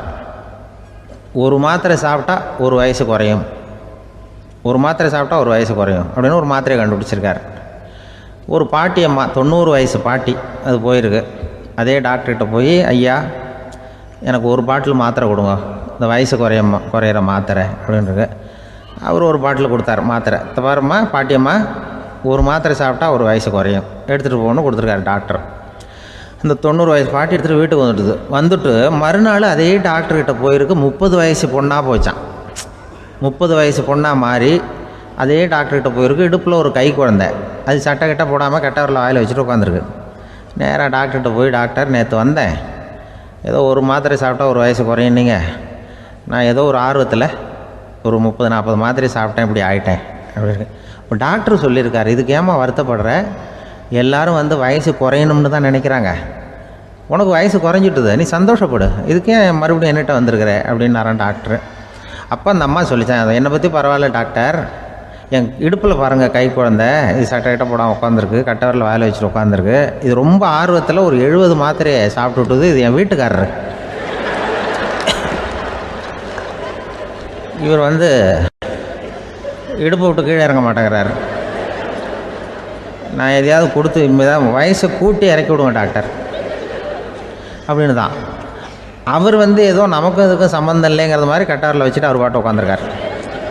ஏதோ நமக்கு இந்த உலகமே இல்லை, நமக்கு சம்மந்தம் இல்லைங்கிற மாதிரி உட்காந்துருக்கார். இப்படியே நான் தூக்கிட்டு எங்கே அலையிறது அப்படின்னு தான். அதனால் வயசை குறைக்கிறது இயற்கைக்கு விரோதமாக நாம் பண்ண முடியாது. ஆனால் இந்த இயல்பு தன்மை மாறாமல் வச்சுக்கலாம். குழந்தை மாதிரி மாற முடியாதே தவிர அந்த குழந்தை தன்மையோடு வாழறதுக்கு கற்றுக்கணும். அதுதான் வாழ்க்கையில் இன்பமாக வாழறதுக்கு வழி. குழந்தைத்தனமாக இருக்கக்கூடாது, குழந்தை தன்மையோடு இருக்கணும்னு சொல்லுவாங்க. குழந்தை தன்மைங்கிறது வேறு, குழந்தைத்தனம்ங்கிறது வேறு. அப்படி ஒரு மாத்திரை கண்டுபிடிச்சிட்டா இப்போ யாராவது ஒருத்தவங்க இடுப்பில் குழந்தைய தூக்கிட்டு போனால் போய் கேட்கணும், ஏம்மா இது ஏன் வீட்டுக்காரரா உன் குழந்தையா அப்படின்னு கேட்டு அதுக்கப்புறம் அவருக்கு வணக்கம் சொல்லணும். இப்படிலாம் ஆகிடும் நிலைமை. இயற்கையை நம்ம மாற்ற முடியாது, அதுக்கு தகுந்தாப்புல தான் நாம் பண்ணணும். குழந்தை தன்மையோடு வாழறதுக்கு குடும்பத்தில் குழந்தை தன்மைங்கிறது எப்படின்னா, இப்போ சில பேருக்கு அந்த குழந்தைத்தன்மை உண்டு. ஒரு வீட்டில் ஒரு புள்ள படுத்துருக்கு, அம்மா எழுப்புறாங்க, காலேஜுக்கு நேரமாச்சு எழுந்திருப்பா, காலேஜுக்கு நேரமாச்சு எழுந்திருப்பா அப்படின்ட்டு. அந்த அம்மா அந்த புள்ளை சொல்லியிருக்கு, ஐயோ எனக்கு காலேஜுக்கு போகிறதுக்கே பிடிக்கலம்மா, என்னை தொந்தரவு பண்ணாத, காலேஜுக்கு போகிறதுக்கு எனக்கு பிடிக்கல அப்படின்னு தான். அப்போ அந்த அம்மா சொல்லியிருக்கு, ஏன் உனக்கு காலேஜுக்கு போகிறதுக்கு பிடிக்கல, கல்லூரிக்கு போகிறதுக்கு, அதுக்கு 2 காரணம் சொல்லு அப்படின்னு இருக்கா. அப்போ அந்த புள்ளை சொல்லிச்சான், ஏன் பிடிக்கலன்னா, கல்லூரியில் இருக்கிற வாத்தியாருக்கும் என்னை பிடிக்க மாட்டேங்குது, ஆசிரியர்களுக்கும். 2வது காரணம், கல்லூரியில் படிக்கிற மாணவர்களுக்கும் என்னை பிடிக்கல, அதனால் நான் காலேஜுக்கு போக மாட்டேன்ற குழந்தை புள்ளை சொல்லியிருக்கு. அம்மா அப்படிலாம் நீ இதுக்காக போகாமல் இருக்கக்கூடாது, நீ போய் தான் ஆகணும் அப்படின்னு பிடிவாதமாக அந்த அம்மா பிள்ளைய எழுப்புனாங்களாம். சரி, நான் எதுக்கு காலேஜ் போகணும்னு சொல்கிறேன், அதுக்கு நீ 2 காரணம் சொல்லு அப்படின்னு தான் அந்த புள்ளை. அப்போ அந்த அம்மா சொன்னாங்களாம், நீ ஏன் காலேஜுக்கு போகணும்னா, முதல் காரணம் உனக்கு வயசு 52, 2வது காரணம் நீ தான் பிரின்ஸிபால் அப்படின்னு தான். என்ன இருந்தாலும் அவங்க அம்மாவுக்கு அது புள்ள தானே, அதுதான் குழந்தை தன்மைங்கிறது. 52 வயசுலேயும் குழந்தை தன்மையோடு இருக்கார் பாருங்கள், அதுதான் அந்த குழந்தை தன்மையோடு வாழறது தான் வெற்றிக்கு வழின்னு சொல்லுவாங்க. ஒரு அம்மா சொல்லுது, அதாவது கணவன் மனைவியாக இருந்துட்டு அப்புறம் விவாகரத்து வாங்கிக்கிட்டு அதுக்கப்புறம் அந்த அம்மா பேசுகிறத நேற்று தொலைக்காட்சியில் போட்டாங்க. அது என்ன சொல்லுதுன்னா, நாங்கள் கணவனும் மனைவியாக இருக்கிறப்போ எங்களுக்குள்ளே சண்டை வந்துக்கிட்டு இருந்தது. இப்போ விவாகரத்து வாங்கிட்டு இப்போ நண்பர்களாக இருக்கிறோம். இப்போ சண்டையே வர்றதில்லை எங்களுக்குள்ளே. அப்படி பாருங்கள், கணவன் மனைவியாக இருந்தப்போ சண்டை வந்து தான், விவாகரத்து வாங்கினது மறுபடியும் நாங்கள் நல்லபடியாக தான் இருக்கிறோம், ஒன்றும் எங்களுக்கு சண்டை வரல. அப்படி இருக்குது இப்போ காலம் போய்கிட்டு இருக்கு. நேற்று அப்படி ஒரு இது என் கூட வேலை பார்க்குறப்போ ஒரு அம்மா இருந்தாங்க. அவங்க எப்போதும் அவங்க வீட்டுக்காரர் படத்தையே வச்சுருப்பாங்க, கையில் பத்திரமா வச்சுருப்பாங்க. அவ்வளவு மரியாதை மதிப்புன்னு சொல்லி நாங்கள்லாம் அவங்கள பெருசாக நினைப்போம். இது எதுக்குமா அவங்க வீட்டுக்காரர் படத்தை பத்திரமா இல்லை கையிலேயே வச்சுருக்கீங்களே, ஆஃபீஸுக்கெல்லாம் எடுத்துகிட்டு வந்து வச்சு அடிக்கடி எடுத்து பார்த்துக்குவாங்க. அவ்வளவு பிரியமாக அவங்க வீட்டுக்காரர் இல்லை. ஆமாம், எனக்கு ஏதாவது பிரச்சனை வந்துவிடுதுன்னா உடனே எங்கள் வீட்டுக்காரர் படத்தை எடுத்து பார்ப்பேன்.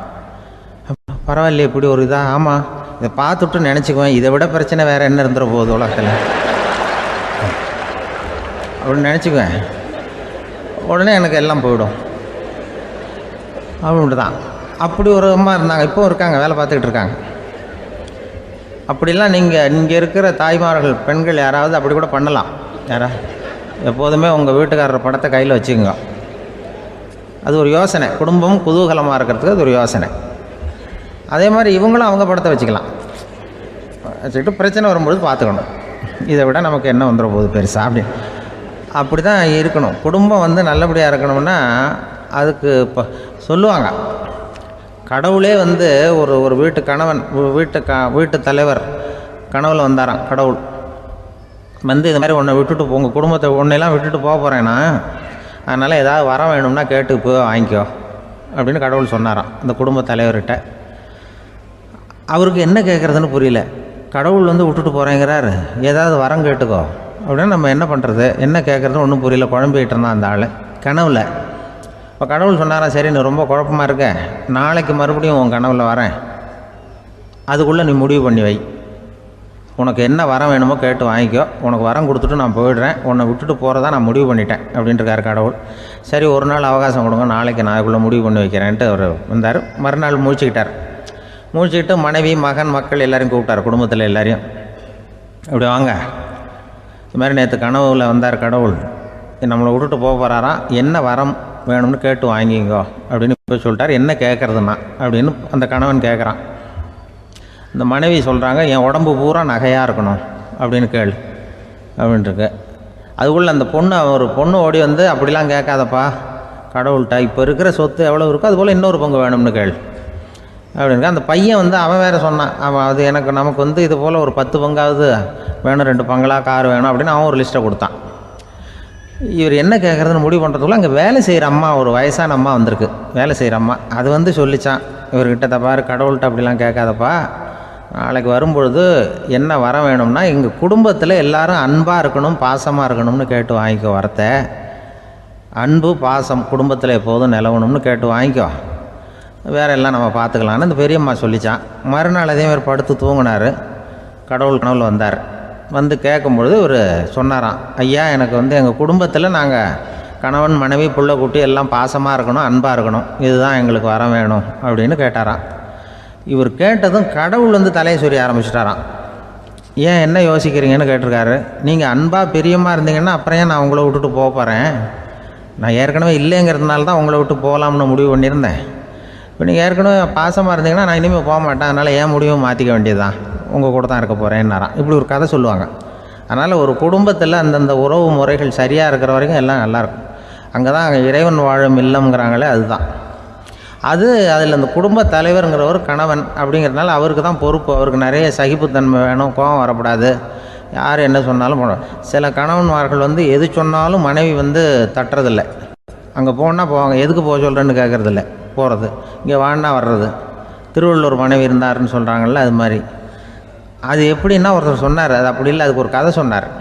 ஹிட்லர் வந்தாராம் ஒரு தடவை, ஒரு பெரிய கப்பல் மேலே, கப்பலுடைய மேல் தளத்தில் ஹிட்லர் வந்துக்கிட்டு இருக்கார்.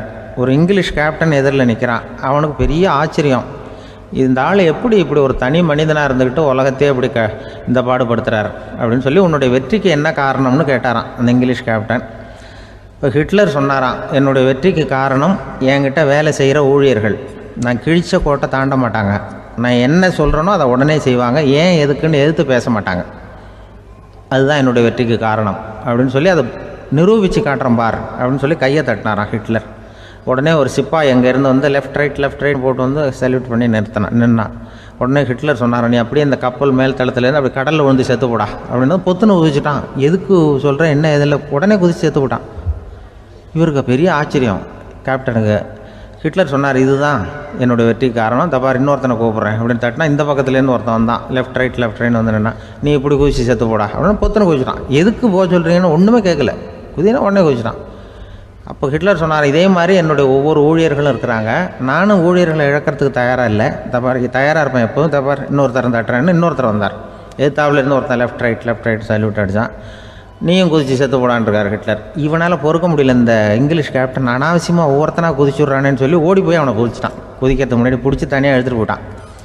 தனியாக எடுத்துகிட்டு போய் அந்த சிப்பாய்கிட்ட கேட்டாரான் அந்த இங்கிலீஷ் கேப்டன், ஏன்ப்பா அந்த ஆள் குதிக்க சொல்கிறான்னா நீ ஏன் எதுக்குன்னு கேட்குறது இல்லையா, உடனே குதித்து செத்து போகிறீங்களே, இதெல்லாம் என்ன அநியாயம் அப்படின்ட்டுருக்கான் அந்த இங்கிலீஷ் கேப்டன் கையை பிடிச்சிக்கிட்டு. உடனே அந்த சிப்பாய்க்கு கோவம் வந்துட்டு தான், உடையா கையை, இவன்ட்ட வேலை பார்க்குறத விட உழுந்து செத்து போகலான்னு நான் குதிக்கிறான்,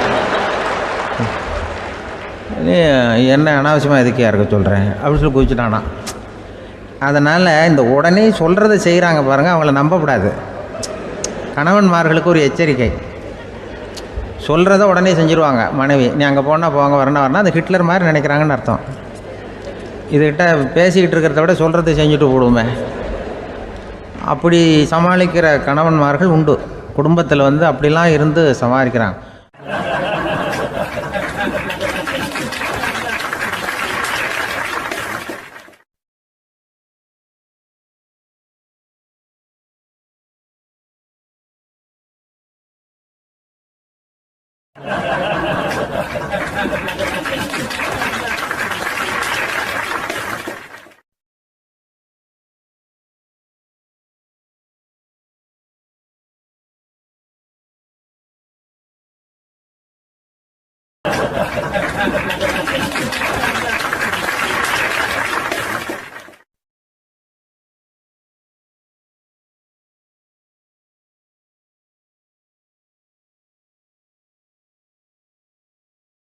ஒரு பெரிய கிராமம். அந்த கிராமத்தில் ஒரு பண்ணையார் வீடு, அதுதான் அந்த கிராமத்திலேயே பெரிய வீடு. ஒரு நாள் ஒரு திருடன் அந்த கிராமத்துக்கு வந்தான், சுற்றி பார்த்தான். அந்த பண்ணையார் வீடு கண்ணில் பட்டுது. இன்னைக்கு ராத்திரி இந்த வீட்டில் தான் நம்ம தொழிலை ஆரம்பிக்கணும் அப்படின்னு சொல்லி அவன் முடிவு பண்ணிக்கிட்டான். ஏன்னா அதுதான் அந்த கிராமத்திலே கொஞ்சம் பெரிய வீடு, அங்கே தான் அவன் எதிர்பார்க்குறது ஏதாவது கிடைக்கும் அப்படிங்கிறது அவனுடைய முடிவு. நடு ராத்திரி அவன் மெதுவாக சுவர் ஏறி குதித்து அந்த பெரிய வீட்டுக்குள்ளே புகுந்தான். அங்கே போய் பார்த்தா முக்கியமான இடங்கள்ல எல்லாம் காவலுக்கு ஆள் நின்றுக்கிட்டு இருக்கிறாங்க ராத்திரி நேரத்தில். சரி, இந்த வீட்டில் நம்மால் திருட முடியாது அப்படின்னு முடிவு பண்ணிட்டு மெதுவாக வந்த வழியிலேயே திரும்பி வந்தான். அந்த சமயத்தில் காலில் ஏதோ தட்டுப்பட்டுது. என்னது அப்படின்னு சொல்லி குனிஞ்சு பார்த்தா அங்கே ஒரு பெரிய வெங்காய மூட்டை அடுக்கி வச்சிருக்கிறாங்க. சரி, வந்ததுக்கு வெறுங்கையோடு திரும்ப வேண்டாமே அப்படின்னு சொல்லி கையில் இருந்த ஒரு பெரிய பை நிறைய அதை அள்ளி போட்டுக்கிட்டான். வெங்காயத்தை போட்டுக்கிட்டு புறப்படுற சமயத்தில் கப்புன்னு கழுத்தில் ஒரு கை வந்து விழுந்தது. ஆள் மாட்டிக்கிட்டான். அதாவது காவலாளிகள் அவனை பிடிச்சி வச்சுக்கிட்டாங்க. மறுநாள் காலையில் அந்த திருடனை பண்ணையார் முன்னாடி கொண்டுட்டு போய் நிறுத்தினாங்க. ஐயா, இந்த ஆள் ராத்திரி நம்ம வீட்டில் திருடுறதுக்காக வந்தான், வெங்காயத்தை அள்ளிட்டு புறப்படுறப்போ மாட்டிக்கிட்டான் அப்படின்னாங்க. அவர் பார்த்தார், என்னப்பா இவங்க சொல்கிறது உண்மைதானான்னு கேட்டார். ஆமான்னு ஒத்துக்கிட்டான் அந்த ஆள். பண்ணையார் அதுக்கப்புறம் கொஞ்சம் யோசனை பண்ணார். அப்புறமா தீர்ப்பு வழங்கினார். இதை பாருப்பா, நீ இங்கே திருட வந்தது குற்றம், அதுக்காக நீ 100 ரூபாய் அபராதம் செலுத்தணும், அல்லது 100 கசையடிகள் வாங்கணும். அதுவும் இல்லைன்னா நீயே திருடுன அவ்வளவு வெங்காயத்தையும் பச்சையாக என் கண் முன்னாடியே சாப்பிட்டுடணும். இதில் எந்த தண்டனையை ஏற்றுக்கிறது அப்படிங்கிறத பற்றி நீயே யோசனை பண்ணி முடிவு எடுத்துக்கலாம் அப்படின்னு சொல்லிவிட்டார். அதாவது இவனே முடிவு பண்ணிக்க வேண்டியது, 100 ரூபா பணம் கட்டுறியா, இல்லது சாட்டை அடி வாங்குறியா, அல்லது வெங்காயத்தை சாப்பிட்றியா இதுதான் அவர் கொடுத்தது, நீயே முடிவு பண்ணி சொல்லுன்னு விட்டார். திருடன் கொஞ்சம் நேரம் யோசனை பண்ணி பார்த்தான். அவனுக்கு இருக்கிறதுலே ரொம்ப சுலபமாக தெரிஞ்சது இந்த வெங்காயத்தையே சாப்பிட்டுட்றேன்ட்டான். ஐயா, நான் வந்து இந்த வெங்காயத்தையே சாப்பிட்டுட்றேன், அதுதான் எனக்கு கொஞ்சம் சுலபமாக தெரியுதுன்னா சரின்னு விட்டார் பண்ணையார். அப்படியே எல்லாத்தையும் கொண்டு வந்து கொட்டினாங்க. ஒவ்வொன்றா எடுத்து சாப்பிட ஆரம்பித்தான். கொஞ்ச நேரம் சுவாரஸ்யமாக சாப்பிட்டான். அதுக்கப்புறம் வாய் எரிய ஆரம்பிச்சுட்டுது. கண்ணு ரெண்டும் செவந்து போச்சு. கண்ணில் இருந்து தார தாரையாக கண்ணீர் வழிய ஆரம்பிச்சுட்டுது. ஒரே எரிச்சல். அவனால் தாக்கு பிடிக்க முடியல. வெங்காயம் பாதி கூட தீரல. பார்த்தான், சரி இது நமக்கு சரிப்பட்டு வராது அப்படின்னு முடிவு பண்ணிட்டான். ஐயா, என்னை மன்னிச்சுக்கோங்க, இது என்னால் முடியாது போல இருக்கு, பேசாமல் எனக்கு 100 ஷார்ட் ஐடியா கொடுத்துருங்க அப்படின்னா. அவரும் சரின்னார். ஷார்ட் ஐடி விழ ஆரம்பிச்சிது.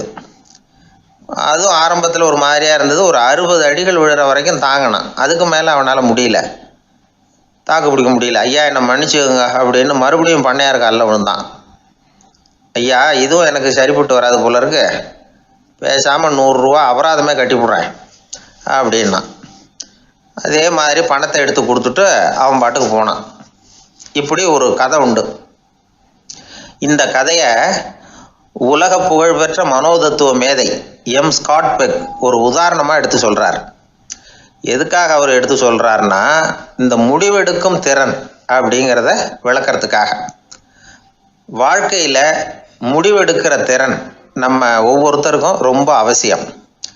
எந்த சந்தர்ப்பத்தில் எப்படி முடிவெடுக்கிறோம் அப்படிங்கிறத வச்சு தான் நம்ம வாழ்க்கை அமையும். எவ்வளவு தான் பணம் இருந்தாலும் சரி, எவ்வளவு தான் படிச்சிருந்தாலும் சரி, இந்த முடிவெடுக்கிற திறன் சரியா இல்லைன்னா வாழ்க்கையில் பல சறுக்கல்களை சந்திக்க வேண்டியிருக்கும். நாம் முடிவுகள் எடுத்தால் அந்த முடிவுகளால் ஏற்படக்கூடிய விளைவுகளுக்கு நாம் பொறுப்பு ஏற்க வேண்டியிருக்குமே அப்படிங்கிற பயத்தினால முடிவெடுக்கிற அதிகாரத்தை பல சமயங்களில் நாம் மற்றவங்களுக்கு தாரவாத்து கொடுத்துட்றோம். நாமே முடிவெடுக்கக்கூடிய திறமையை வளர்த்துக்கிறது தான் ரொம்ப முக்கியம். ஒருத்தர் சொன்னார், சார், சின்ன சின்ன பிரச்சனைகள்ல எல்லாம் எங்கள் வீட்டில் என் மனைவி முடிவு எடுக்க விட்டுருவேன், பெரிய பிரச்சனைகள்ல எல்லாம் நான் தான் முடிவு எடுப்பேன் அப்படின்னார். பரவாயில்லையே அப்படின்னு சொல்லி, சின்ன சின்ன பிரச்சனைகள்னா எதுங்க அப்படின்னு கேட்டேன்.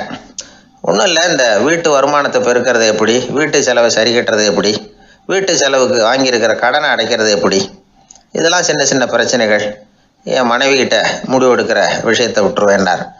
பெரிய பிரச்சனை தான் நான் எடுத்துக்குவேன்னார். அப்படின்னா பெரிய பிரச்சனைன்னா எது சார் அப்படின்னு கேட்டேன். அது என்னென்னா, இந்த உலக பொருளாதாரத்தை மேம்படுத்துறது எப்படி, 21ஆம் நூற்றாண்டில் என்னென்ன சவால்களை சந்திக்க வேண்டியிருக்கும் உலகம், இதெல்லாம் நான் பார்த்துக்குவேன் அப்படின்னார். பாருங்கள், இது பிரச்சனைகள்லேருந்து தப்பிக்கிற வழி. அதனால் வாழ்க்கையில் பிரச்சனைகளை சந்திக்கிறதுக்கு தயங்கக்கூடாது. அதே மாதிரி சரியான நேரத்தில் சரியான முடிவு எடுக்கிறதுக்கு நாம் கற்றுக்கணும். அது ரொம்ப முக்கியம்.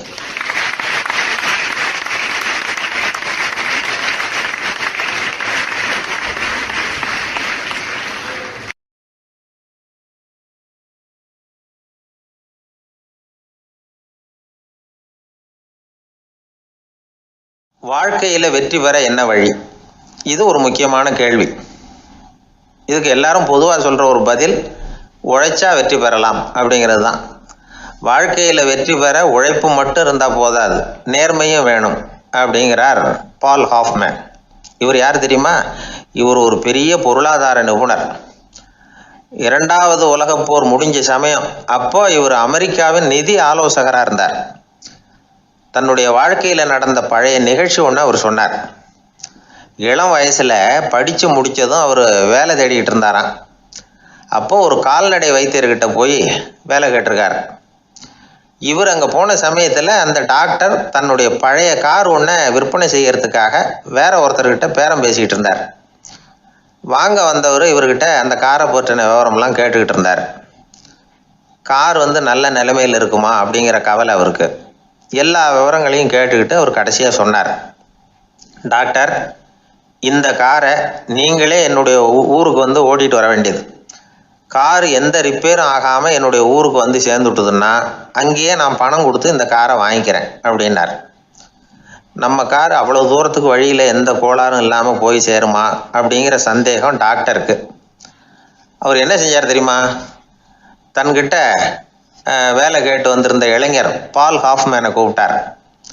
அவர்கிட்ட சொன்னார், இதை பாருப்பா, இந்த காரை நீ அவருடைய ஊர் வரைக்கும் நல்லபடியாக ஓட்டிகிட்டு போய் சேர்த்துட்டீன்னா உனக்கு நான் வேலை கொடுத்து விட்றேன். அது மட்டும் இல்லை, காரு விற்கிற தொகையில் கமிஷனும் கொடுக்குறேன், என்ன சம்மதமா அப்படின்னு கேட்டார். ஹாஃப்மேன் யோசனை பண்ணார். அதுக்கப்புறம் சரின்னு சொல்லி சம்மதிச்சார். கொஞ்ச நேரத்தில் அவரும் கார் வாங்க வந்தவரும் புறப்பட்டாங்க. இவர் ரொம்ப சிரமப்பட்டு வழியில் எங்கேயும் நிறுத்தாமல் காரை ரொம்ப சாமர்த்தியமாக ஓட்டிகிட்டு போய் சேர்த்துட்டார். இவரை அழைச்சிக்கிட்டு வீட்டுக்குள்ளே போனார். அப்புறம் கேட்டார், இதை பார்ப்பா, இப்போ சொல்லு, இந்த காரோட நிலைமை இப்போ எப்படி இருக்குது? உண்மையிலேயே இது நல்ல நிலைமையில் இருக்குதா? உன்னுடைய மனசாட்சிப்படி பதில் சொல் அப்படின்னார். இவரும் உடனே காரு நல்ல நிலைமையில தான் இருக்குது அப்படின்னு சொல்கிறதுக்கு வாயை திறந்தார். அதுக்குள்ளே பார்வை எதிரில் உள்ள சுவர் மேலே பட்டுது. அங்கே இயேசுநாதர் படம் ஒன்று மாட்டியிருந்தாங்க. அதுக்கு அடியில் எழுதியிருந்த வாசகம் என்னன்னா, நீ பேசும் ஒவ்வொரு வார்த்தையையும் இயேசு கவனித்து கொண்டிருக்கிறார் அப்படின்னு இருந்தது. அந்த வரிகளை பார்த்தார். உடனே காரு சரியில்லை அப்படிங்கிற உண்மையை சொல்லிவிட்டார். இவர் இப்படி சொன்னதும் இவரை ரொம்ப ஆச்சரியமாக பார்த்தார். இவர்கிட்ட இருந்த நேர்மை அவரை சிந்திக்க வச்சது. உன்னுடைய நேர்மையை பாராட்டுறேன், உனக்கு கமிஷன் கிடைக்கணுங்கிறதுக்காகவே நான் இந்த காரை வாங்கிக்கிறேன்னார். இப்போ அவர் திகைச்சு போய் நின்னார். மறுபடியும் அவர் சொன்னார், நீ காரை ஓட்டிகிட்டு வரும்பொழுதே உன்னுடைய திறமையை பார்த்தேன், உனக்கு விருப்பம் இருந்தால் நீ என்கிட்டயே வேலைக்கு சேர்ந்துடலாம் அப்படின்னார். பால் ஹாஃப்மேன் அவர்கிட்ட வேலைக்கு சேர்ந்தார். படிப்படியாக முன்னேறினார். கடைசியில் பார்த்தீங்கன்னா அமெரிக்காவினுடைய நிதி ஆலோசகராக ஆனார். அதுக்கப்புறம் அவர் அந்த பழைய சம்பவத்தை எப்பவும் மறக்கிறதில்ல, அடிக்கடி சொல்கிறது உண்டு. அதனால் இதிலேருந்து நாம் தெரிஞ்சுக்க வேண்டியது என்னென்னா, வாழ்க்கையில் முன்னுக்கு வரணும்னா உழைப்பு மட்டும் போதாது, நேர்மையும் வேணும். ஆனால் இந்த காலத்தில் சிலருடைய நேர்மை நமக்கு ஆச்சரியமாக கூட இருக்கும். ஒருத்தர் புஸ்தக கடை வச்சுருந்தார். ரொம்ப நேரமாக தேடி ஒரு புத்தகத்தை கையில் எடுத்தார். அதுக்கு பில் போட சொன்னார். அந்த புத்தக கடைக்கு வந்த இன்னொருத்தர் பில் போடுறவர், சார் இந்த புத்தகம் மகா அறுவை, மகா மட்டம், இது வேணாம் உங்களுக்கு, வேற ஏதாவது ஒன்று பாருங்கன்னார். புத்தக கடை வச்சிருக்கிறவரே இப்படி சொன்னார். வாங்க வந்தவர் இவர் ஆச்சரியமாக பார்த்தார். உங்கள் நேர்மையை பாராட்டுறேன், அது சரி, இந்த புத்தகத்தை ஏற்கனவே நீங்கள் படித்து பார்த்துட்டீங்களான்னு கேட்டார். அதை படித்து வேற பார்க்கணுமான்னார். அப்புறம் எப்படி இது மகா மட்டம்னு சொல்கிறீங்க அப்படின்னார். அதை எழுதினவனே நான் தான் சார் அப்படின்னார் அவர். இது ஒரு விதமான நேர்மை, நேர்மையை ஒத்துக்கிறது. எப்படி இருந்தாலும் வாழ்க்கையில் உழைப்பும் நேர்மையும் உயர்வதற்கு வழிகள். உழைப்பை விட நேர்மை முக்கியம் அப்படிங்கிறத புரிந்து கொண்டால் வாழ்க்கையில் வெற்றி நிச்சயம்.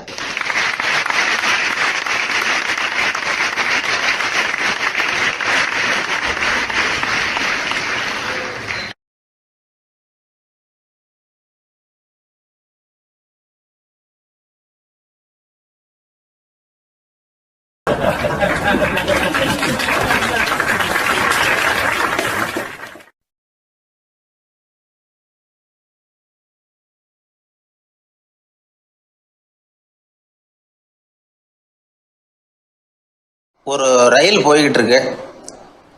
அதில் ஒரு பெரியவர் பிரயாணம் பண்ணிகிட்டு இருக்கிறார். எதிரில் ஒரு பெரிய அதிகாரி, ஐஏஎஸ் ஆஃபீஸர் உட்காந்துருக்கிறார். ரெண்டு பேருக்கும் முன்ன பின்ன அறிமுகம் இல்லை. அவர் வேற யாரோ, இவர் வேற யாரோ. ஒரே ரயிலில் பிரயாணம் பண்ணிகிட்டு இருக்கிறாங்க. அதுவும் எதிர்த்த இருக்கையில். ஏதோ ஒரு நகரத்தில் வண்டி நின்றுது. ரெண்டு பேரும் கீழே இறங்கினாங்க.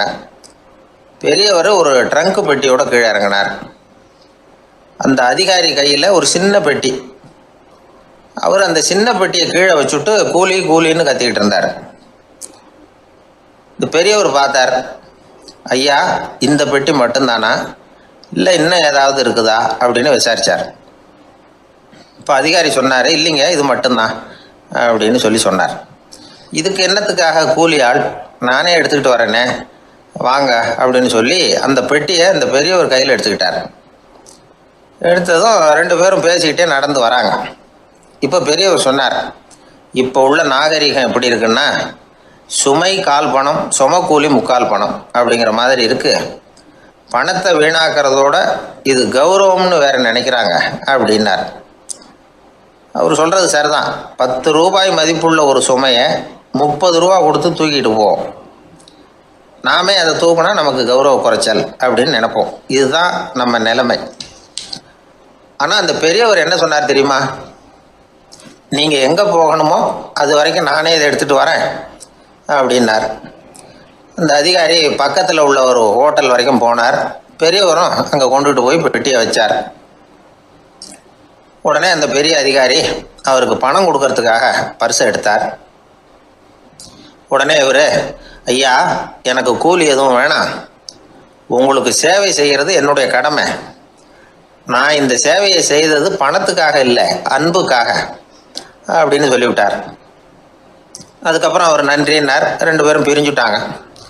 இது முடிஞ்சது. அன்னைக்கு சாயந்தரம் அங்கே ஒரு பெரிய கூட்டம் நடக்குது. இந்த அதிகாரியும் அந்த கூட்டத்துக்கு போகிறார். மக்கள் கூட்டம் ரொம்ப அதிகம். அதனால் இந்த அதிகாரியும் ஒரு ஓரமாக உட்காந்துக்கிட்டார். அப்புறம் கொஞ்ச நேரத்தில் இந்த முக்கிய விருந்தினர் பேசுகிறதுக்காக வரார் மேடைக்கு. மேடையில் இருந்த பெரியவங்கள்லாம் எழுந்திரிச்சு நின்று அவருக்கு மாலை போட்டு மரியாதை செய்கிறாங்க. எங்கேயோ ஒரு மூலையில் உட்காந்துருந்தார் அதிகாரி. அவர் இதை கவனித்தார். அவருக்கு ரொம்ப ஆச்சரியம், அதிர்ச்சி. ஏன்னா அங்கே பேச வந்த முக்கிய விருந்தினர் வேற யாரும் இல்லை, இன்னைக்கு காலையில் இவர் பெட்டியை தூக்கிட்டு வந்தார் பெரியவர், அவர் தான். சரி, அந்த பெரியவர் யார் தெரியுமா? அவர் தான் ஈஸ்வர சந்திர வித்யாசாகர். கூட்டம் முடிஞ்சது. அதிகாரி அவரை தேடி ஓடினார். அவர் கைகளை பிடிச்சிக்கிட்டார். ஐயா, என்னை மன்னிச்சுடுங்க அப்படின்னாரு. அப்புறம் சொன்னார், அகங்காரங்கிற கெட்ட புத்தி தான் உண்மையை கண்கள்ல இருந்து மறைக்குது. அகங்காரம் தான் மனுஷனை அழிக்குது. நீங்கள் ரொம்ப பெரிய மனிதர், இருந்தாலும் மனிதத்தன்மையோடு நடந்துக்கிறீங்க. இந்த அன்பு, தயவு, பொறுமை இதெல்லாம் இல்லைன்னா மனிதனாக இருக்கிறதுல என்ன பிரயோஜனம் அப்படின்னு சொல்லிவிட்டு அந்த அதிகாரி போனாராம். மனிதத்தன்மைன்னா என்ன அப்படிங்கிற கேள்விக்கு இந்த பெரியவர் ஒரு உதாரணம். இப்பெல்லாம் அப்படியா இருக்கிறாங்க? ஒரு பெரியவர் ஒரு பெட்டியை தூக்கிட்டு வந்துக்கிட்டு இருக்கிறார். ஒரு இளைஞன் ஓடி வந்தான். கொடுங்க சார், நான் தூக்கிட்டு வரேன்னா. கொடுத்தார். வாங்கி தலையில் வச்சுக்கிட்டான். அப்புறம் சொன்னான், அடுத்தவங்க சிரமப்படக்கூடாதுங்கிறது என்னுடைய கொள்கை அப்படின்னா. அது நல்லது தான்னார் அவர். கடைசியில் பெட்டியை கொடுத்தான். வாங்கிக்கிட்டு பர்ஸை திறந்தார் பணம் கொடுக்கறதுக்காக. வேணாங்க அப்படின்னு விட்டான் அந்த இளைஞன். ஏன்னார், நான் சொன்னேன் அடுத்தவங்க சிரமப்படக்கூடாதுங்கிறது என்னுடைய கொள்கைன்னு. அதனால் உங்களுக்கு சிரமம் கொடுக்கக்கூடாதுங்கிறதுக்காக வரும்பொழுது நானே உங்கள் பர்ஸை எடுத்து வேணுங்கிற பணத்தை எடுத்துக்கிட்டு திருப்பி உங்கள் பாக்கெட்லேயே போட்டுவிட்டேன் அப்படின்னா. இப்படி இருக்குது இந்த காலம். அதனால் வாழ்க்கையில் அன்பு, தயவு, பொறுமை இதெல்லாம் ரொம்ப அவசியம் அப்படிங்கிறத நாம் புரிஞ்சுக்கணும்.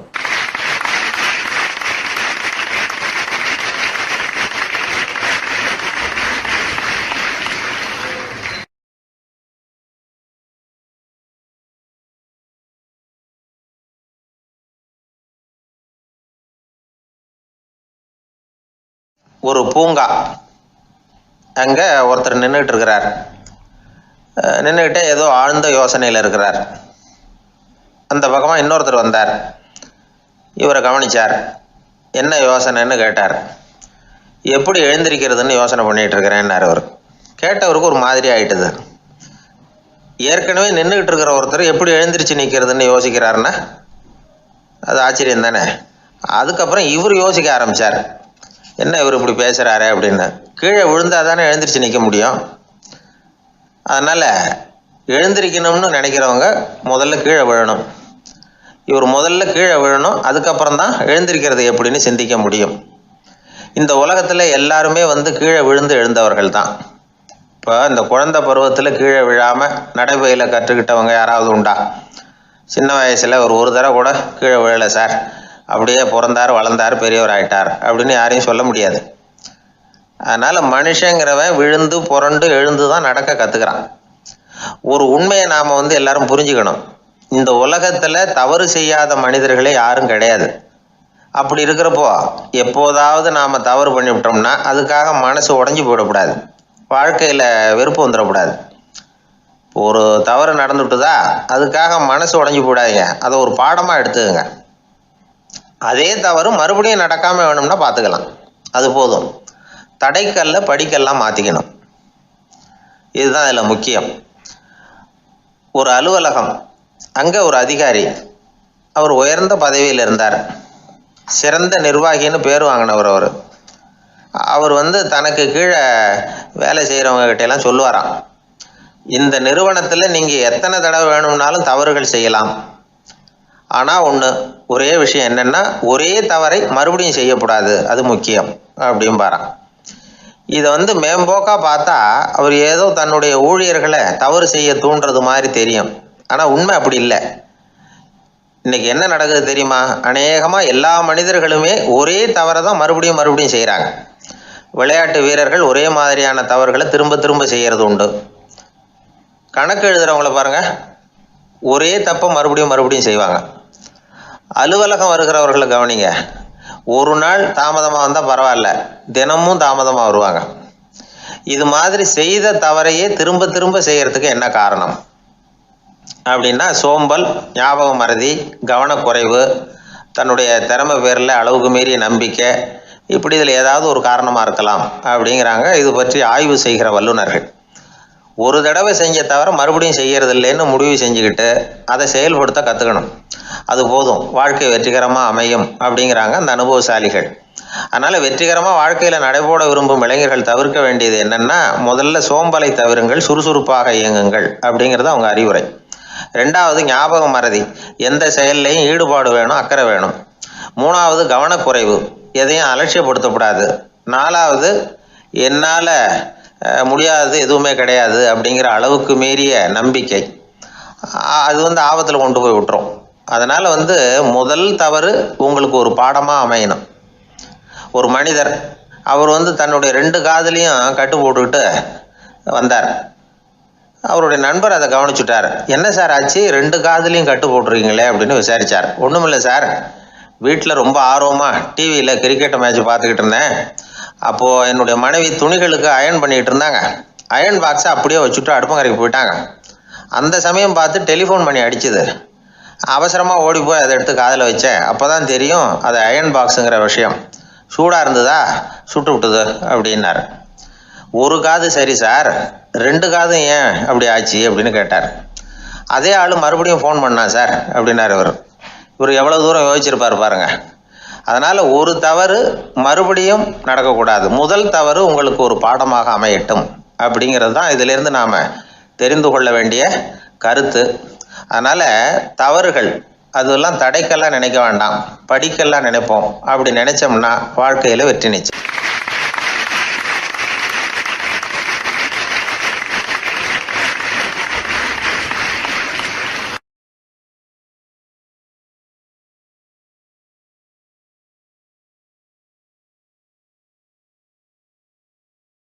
ஒரு மனிதர் அவர் யாருக்கிட்டே தொலைபேசியில் பேசிகிட்டு இருக்கிறார். கொஞ்சம் தூரத்தில் நாம் நிற்கிறோம். எட்டத்தில் இருந்துக்கிட்டு அவரை கவனிக்கிறோம், அவர் ஃபோனில் பேசுகிறத. அவர் பேசுகிற வார்த்தைகள் என்ன அப்படிங்கிறது நம்ம காதில் விழலை. ஆனாலும் அவர் பேசிக்கிட்டு இருக்கிறது நல்ல செய்தியா கெட்ட செய்தியா அப்படிங்கிறத நம்மளால் யூகிக்க முடியும். மகிழ்ச்சியான செய்தியை பேசும்போது முகம் மலருது, புன்னகை பூக்குது. இதில் ஒன்று நீங்கள் கவனிக்கணும், தொலைபேசியில் நாம் பேசுகிறப்போ நம்மோட பேசுகிறவர் எதிரில் இல்லை. அவர் தொலைபேசி வழியாக நம்ம குரலை மட்டும்தான் கேட்க போகிறார், நம்ம முகத்தை அவர் பார்க்க போகிறதில்ல. அப்படி இருந்தும் அப்போ நம்ம முகம் ஏன் மலரணும் அப்படின்னா, இதுதான் உடல் மொழி, பாடி லாங்குவேஜ் அப்படின்னு சொல்கிறாங்க. நம்ம அறியாமலேயே நம்ம உடம்பு செய்திகளை தெரிவிக்குது பாருங்க, அதுதான் உடல் மொழி. ஒரு மனிதர் தொலைபேசியில் பேசிக்கிட்டு இருக்கிறத நீங்கள் தூரத்தில் இருந்து கவனிச்சுக்கிட்டே அவர் நண்பரோட பேசுகிறாரா, மனைவியோட பேசுகிறாரா, குழந்தையோட பேசுகிறாரா, இல்லை மேல் அதிகாரிகிட்ட பேசுகிறாரா, அல்லது அவருக்கு கீழே பணிபுரிகிறவர்கள்கிட்ட பேசுகிறாரா அப்படிங்கிறத கண்டுபிடிக்கலாம். அதுக்கு காரணம் அவருடைய உடல் மொழி. இந்த உடல் மொழி கூட நம்ம வாழ்க்கையின் முன்னேற்றத்துக்கு பயன்படும். இதை பற்றியெல்லாம் கூட சில நிபுணர்கள் ஆராய்ச்சி பண்ணி பார்த்துருக்குறாங்க. அவங்க சில விவரங்களை சொல்கிறாங்க. குறிப்பாக ஒருத்தர் தன்னுடைய நாற்காலியில் கிட்டத்தட்ட படுத்துக்காத குறையாக உட்காந்துருக்கிறாருன்னு வச்சுக்கோங்க. எதிர இருக்கிறவர் பேசுறது அவருக்கு பிடிக்கலன்னு அர்த்தமா. தலையை சொரிஞ்சிக்கிறது, வேறு வேறு திசைகளில் பார்க்குறது, கொட்டாவி விடுறது, கால்களை மாற்றி போட்டு உட்கார்றது, களைப்பாக கை விரல்களை அப்படியே பின்னிக்கிறது, அடிக்கடி கடிகாரத்தை பார்க்குறது, இப்படிலாம் ஒருத்தர் பண்ணிக்கிட்டு இருக்கிறாருன்னா நாம் கூடிய சீக்கிரம் அந்த இடத்த விட்டு எழுந்திரிச்சு வந்துடுறது நல்லது. ஏன்னா இதெல்லாம் அவருடைய சலிப்பு, சோர்வு, ஆர்வமின்மை, இதுக்கு அடையாளங்கள். நம்முடைய பேச்சு அவரை சலிப்படைய வச்சுட்டுதுன்னு அர்த்தம். அவர் ரொம்பவும் சோர்ந்து போயிட்டார்னு பொருள். நம்முடைய பேச்சில் அவருக்கு ஆர்வம் இல்லைன்னு அர்த்தம். அதே நேரத்தில் நாற்காலியின் நுனியில் அமர்ந்து உடலை முன்னுக்கு நகர்த்தி எதிர இருக்கிறவரின் கண்களை பார்த்துக்கிட்டே பேசினாலும் சரி அல்லது பேச்சை கேட்டாலும் சரி, உங்கள் பேரில் மற்றவங்களுக்கு உள்ள பிடிப்பு அதிகரிக்கும். நாம் எப்படிப்பட்டவருங்கிறத நம்ம உடம்பும் நடை உடை பாவனையும் அடுத்தவங்களுக்கு காட்டி கொடுத்துரும். உங்கள் உடம்பு, உங்கள் பார்வை, நடை, உட்கார்ற விதம், இதை வச்சுக்கிட்டே நீங்கள் பொறுப்புள்ளவரா, முரடரா, அலட்சியமானவரா, மரியாதை தெரிஞ்சவரா, அடக்கமானவரா, நம்பிக்கைக்கு உரியவரா, நாணயம் இல்லாதவரா, பயந்தவரா, திறமைசாலியா, அப்பாவியா அப்படிங்கிறதையெல்லாம் கண்டுபிடிச்சிடலாம். அதனால் இந்த உடல் மொழியை புரிஞ்சுக்கிட்டு நம்மளை கொஞ்சம் சரிப்படுத்திக்கிட்டோம்னா வாழ்க்கையில் சுலபமாக பல காரியங்களை சாதிக்க முடியும். ஒரு மனநல மருத்துவமனை, அங்கே ஒருத்தர் ஒரு நாற்காலியில் உட்காந்துக்கிட்டு கார் ஓட்டுறது மாதிரி அப்படி பாவனை பண்ணிகிட்டு இருந்தார். ஸ்டேரிங்கை திருப்புறது மாதிரி, பின்னாடி வர்ற வண்டியை நிற்க சொல்கிறது மாதிரி, அப்புறம் இவர் ஒதுங்கிக்கிட்டு அவருக்கு வழி விடுறது மாதிரி, இப்படிலாம் சேட்டைகள் பண்ணிகிட்டு இருந்தார் மனநல மருத்துவமனையில். இதை பார்த்துக்கிட்டு இருந்த ஒருத்தர் பக்கத்தில் இருந்த இன்னொருத்தர்கிட்ட கேட்டார், இவர் ஏன் இப்படி பண்ணுறாரு, இவருக்கு ஏன் அப்படி வந்தது நிலைமை அப்படின்னு சொல்லி அவர் விசாரித்தார். அப்போ அவர் விவரம் சொன்னார்.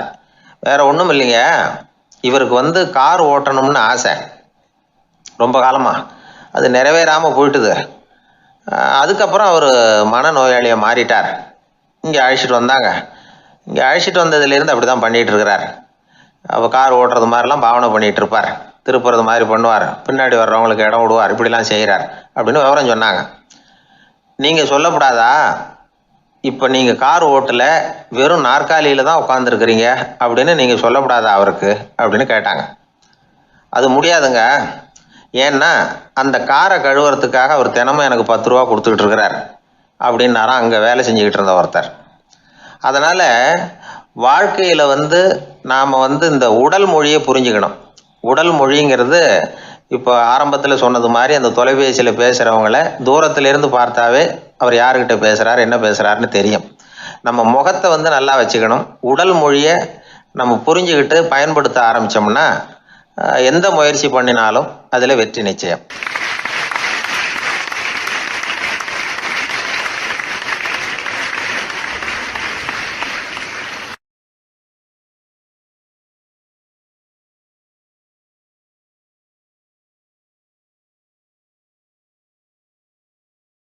நபிகள் நாயகம் உட்கார்ந்துருக்கிறார். அந்த சமயம் அம்மா அங்க வர்றாங்க. அவங்க கையில திராட்சை பழ கொத்து அதை கொண்டுகிட்டு நபிகள் கிட்ட கொடுக்குறாங்க. சாப்பிடுங்க அப்படின்னு சொல்லி ரொம்ப அன்பா வேண்டிக்கிறாங்க. நபிகள் நாயகமும் ரொம்ப பிரியமா அதை வாங்கிக்கிட்டார். அதுக்கப்புறம் அதை சாப்பிட ஆரம்பிச்சார். நபிகள் நாயகம் மதீனாவில் தங்கி இருந்தப்போ இது மாதிரி நிறைய பேர் பழங்களையும் தின்பண்டங்களையும் கொண்டுகிட்டு கொடுக்கறது வழக்கம். நபிகள் நாயகம் என்ன பண்ணுவார்னா அதெல்லாம் வாங்குவார். உடனே பக்கத்தில் இருக்கிற தோழர்கள் எல்லாருக்கும் பகிர்ந்து கொடுப்பார், தானும் சாப்பிடுவார். இதுதான் எப்போதும் வழக்கம். ஆனால் இந்த தடவை என்னாச்சு தெரியுமா, அவர் அப்படி பண்ணல. ஒவ்வொரு பழமா எடுத்து தானே சாப்பிட்டுக்கிட்டு இருக்கிறார். அவர் விருப்பமா சாப்பிடுகிற காட்சியை ஆசை தீர பார்த்துக்கிட்டு இருந்தாங்க அந்த வயசான அம்மா, அந்த பழத்தை கொடுத்தவங்க. அவங்களுக்கு ரொம்ப மகிழ்ச்சியா இருந்தது, மன நிறைவா இருந்தது. நாம ஆசையா கொண்டுகிட்டு கொடுக்குற பழத்தை நபிகள் நாயகம் இவ்வளவு பிரியமா சாப்பிட்றாரு அப்படின்னு நினைச்சு ரொம்ப சந்தோஷப்பட்டாங்க. அதுக்கப்புறம் அங்க இருந்து அவங்க புறப்பட்டு போயிட்டாங்க. அந்த அம்மா போனதுக்கு அப்புறம் பக்கத்துல இருந்த தோழர்கள் பேச ஆரம்பிச்சாங்க. ஏன்னா அவங்களுக்கு சந்தேகம், இன்னைக்கு வித்தியாசமா நடந்துகிட்டாரே அப்படின்னு. அண்ணலே, எது உங்களுக்கு வந்தாலும் எங்க எல்லாருக்கும் கொடுத்துட்டு தான் நீங்க சாப்பிடுவீங்க, இன்னைக்கு மட்டும் நீங்க அப்படி செய்யலையே, எல்லா பழத்தையும் நீங்களே சாப்பிட்டீங்களே, அதுக்கு என்ன காரணம் அப்படின்னு கேட்டாங்க. இப்படி கேட்கறதுனால நாயகம் அதை தப்பா புரிஞ்சுக்க மாட்டார் அப்படிங்கிறது அவங்களுக்கு தெரியும். யாரும் எதையும் அவர்கிட்ட கேட்கலாம், அப்படி கேட்கறதுக்கு உரிமை உண்டு. இந்த ஜனநாயக முறைகளுக்கு அவர்கள் கொடுத்த மரியாதை இது. தோழர்களின் கேள்விக்கு நபிகள் பதில் சொல்ல ஆரம்பிச்சார். நண்பர்களே, அந்த அம்மா ரொம்ப பிரியமா அந்த பழங்களை என்கிட்ட கொண்டுகிட்டு கொடுத்தாங்க. முதல்ல ஒரு பழத்தை எடுத்து வாயில போட்டு பார்த்தேன், அது ரொம்ப புளிப்பா இருந்தது, சாப்பிடுறது ரொம்ப கஷ்டம். உங்ககிட்ட யாருக்காவது அதை கொடுத்துருந்தா அதுல வாயில போட்டதும் புளிப்பு தாங்காம முகம் சுழிச்சிருப்பீங்க. அதை அந்த அம்மா பார்த்துட்டாங்கன்னா வருத்தப்பட்டிருப்பாங்க. ஆசையா கொண்டுகிட்டு நமக்கு கொடுத்துருக்குறாங்க, அவங்க அன்பான மனசை நோகடிக்கிறதுக்கு நான் விருப்பப்படலை. அதனால முகம் சுளிக்காம சாப்பிடணுமேங்கிறதுக்காகத்தான் அந்த பழங்கள் பூராவே நானே சாப்பிட்டுட்டேன் அப்படின்னு புன்முறுவலோட பதில் சொன்னாராம் நபிகள் நாயகம். இன்னொருத்தர் மனசு புண்படக்கூடாதுங்கிறதுக்காக புளிப்பையும் இனிப்பா ஏற்றுக்கொள்ளுகிற பண்பாடு இருக்கு பாருங்க, அது ஒரு பெரிய நாகரிகம். அது எல்லாருக்கும் சுலபமா வந்துடாது. நல்லா இருக்கிற பழத்தையே என்ன இவ்வளவு மோசமா இருக்குன்னு சொல்லுகிறவர்கள் தான் நம்ம கிட்ட அதிகம். இந்த காலத்துல இல்வாழ்க்கையில இந்த நாகரிகத்தை சில பேர் கடைபிடிக்கிறது உண்டு. நல்லா இருக்க இல்லையோ முகம் சுளிக்காம சாப்பிட்ருவாங்க. ஏன்னு கேட்டா, எதுக்காக சார் வீண் வம்பு, ஏதோ நமக்குன்னு கொடுத்து வச்சது அவ்வளவுதான் அப்படின்னு நினைச்சுக்கிட்டு போக வேண்டியது தானே அப்படிம்பாங்க. இவங்கெல்லாம் கூட ஒரு விதத்துல பண்பாடு தெரிஞ்சவர்கள் தான். ஒரு ஆளு ஊரெல்லாம் சுத்தி விட்டு கடைசியில அழுத்து போய் ஒரு ஹோட்டலுக்குள்ள நுழைஞ்சானான். ரொம்ப களைப்பா இருந்தது அவனுக்கு. அதனால ரொம்ப களைப்படைஞ்சு போய் ஒரு நாற்காலியில போய் உட்காந்துருக்கிறான். இவனை பார்த்ததும் சர்வர் ஓடி வந்தார். சார் உங்களுக்கு என்ன வேணும்னு கேட்டார். எனக்கு தேவை 2 தோசையும் கொஞ்சம் அன்பான வார்த்தைகளும் அப்படின்னா. சர்வர் உள்ள போனார். 2 தோசையை கொண்டாந்து வச்சார். அன்பான வார்த்தை கேட்டனே அப்படின்னா இவன். சர்வர் ரொம்ப பணிவா குனிஞ்சு இவன் காதோரமா சொன்னார், ஐயா இந்த தோசையை சாப்பிட்றாதீங்க, புளிச்சு போன பழைய மாவு அப்படின்னார். இது பாருங்க, அன்பான வார்த்தையும் 2 தோசையும் கேட்டார், கொண்டாந்து கொடுத்துட்டார். இப்படி இருக்கிறவர்களும் இன்றைய மனிதர்கள்ல அதிகம். அதனால மனிதர்கள் ஒவ்வொருத்தரும் ஒவ்வொரு விதம். நம்ம கிட்ட பிரியமா நடந்துகிறவர்கள் மனம் கோணும்படி நாம் நடந்து கொள்ளக்கூடாது அப்படிங்கிறது தான் நபிகள் நாயகம் அவருடைய செயல் மூலமா நமக்கு உணர்த்தி இருக்கிற வாழ்வியல் உண்மை.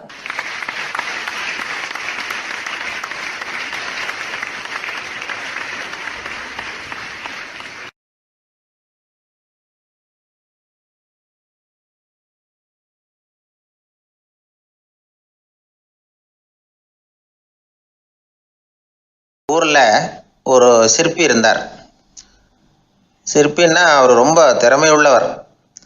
அதாவது எங்கேயாவது ஒரு கல் கிடந்தா போதும், அதை அப்படியே எடுத்துகிட்டு வருவார். கொஞ்ச நாள் கழித்து அவர் இடத்துக்கு போய் பார்த்தா அழகாக ஒரு சிற்பம் உட்காந்துருக்கும். இந்த கல்லாக கிடந்தது சிற்பமாக மாறி இருக்கும். அந்த அளவுக்கு பண்ணிவிடுவார். அப்பேற்பட்ட சிற்பி. எப்படிங்க அவ்வளவு மோசமான ஒரு கல்லில் இருந்து இவ்வளவு அழகாக ஒரு சிற்பத்தை உங்களால் வடிக்க முடிஞ்சுது அப்படின்னு கேட்டால், அது ஒன்றும் பெரிய விஷயம் இல்லைங்க. இந்த சிற்பம் ஏற்கனவே அந்த கல்லுக்குள்ளே இருந்தது. இதை சுற்றி இருக்கிற வேண்டாத பகுதிகளெல்லாம் உளியால் கொத்தி எடுத்துவிட்டேன், அவ்வளவுதான் என் வேலை.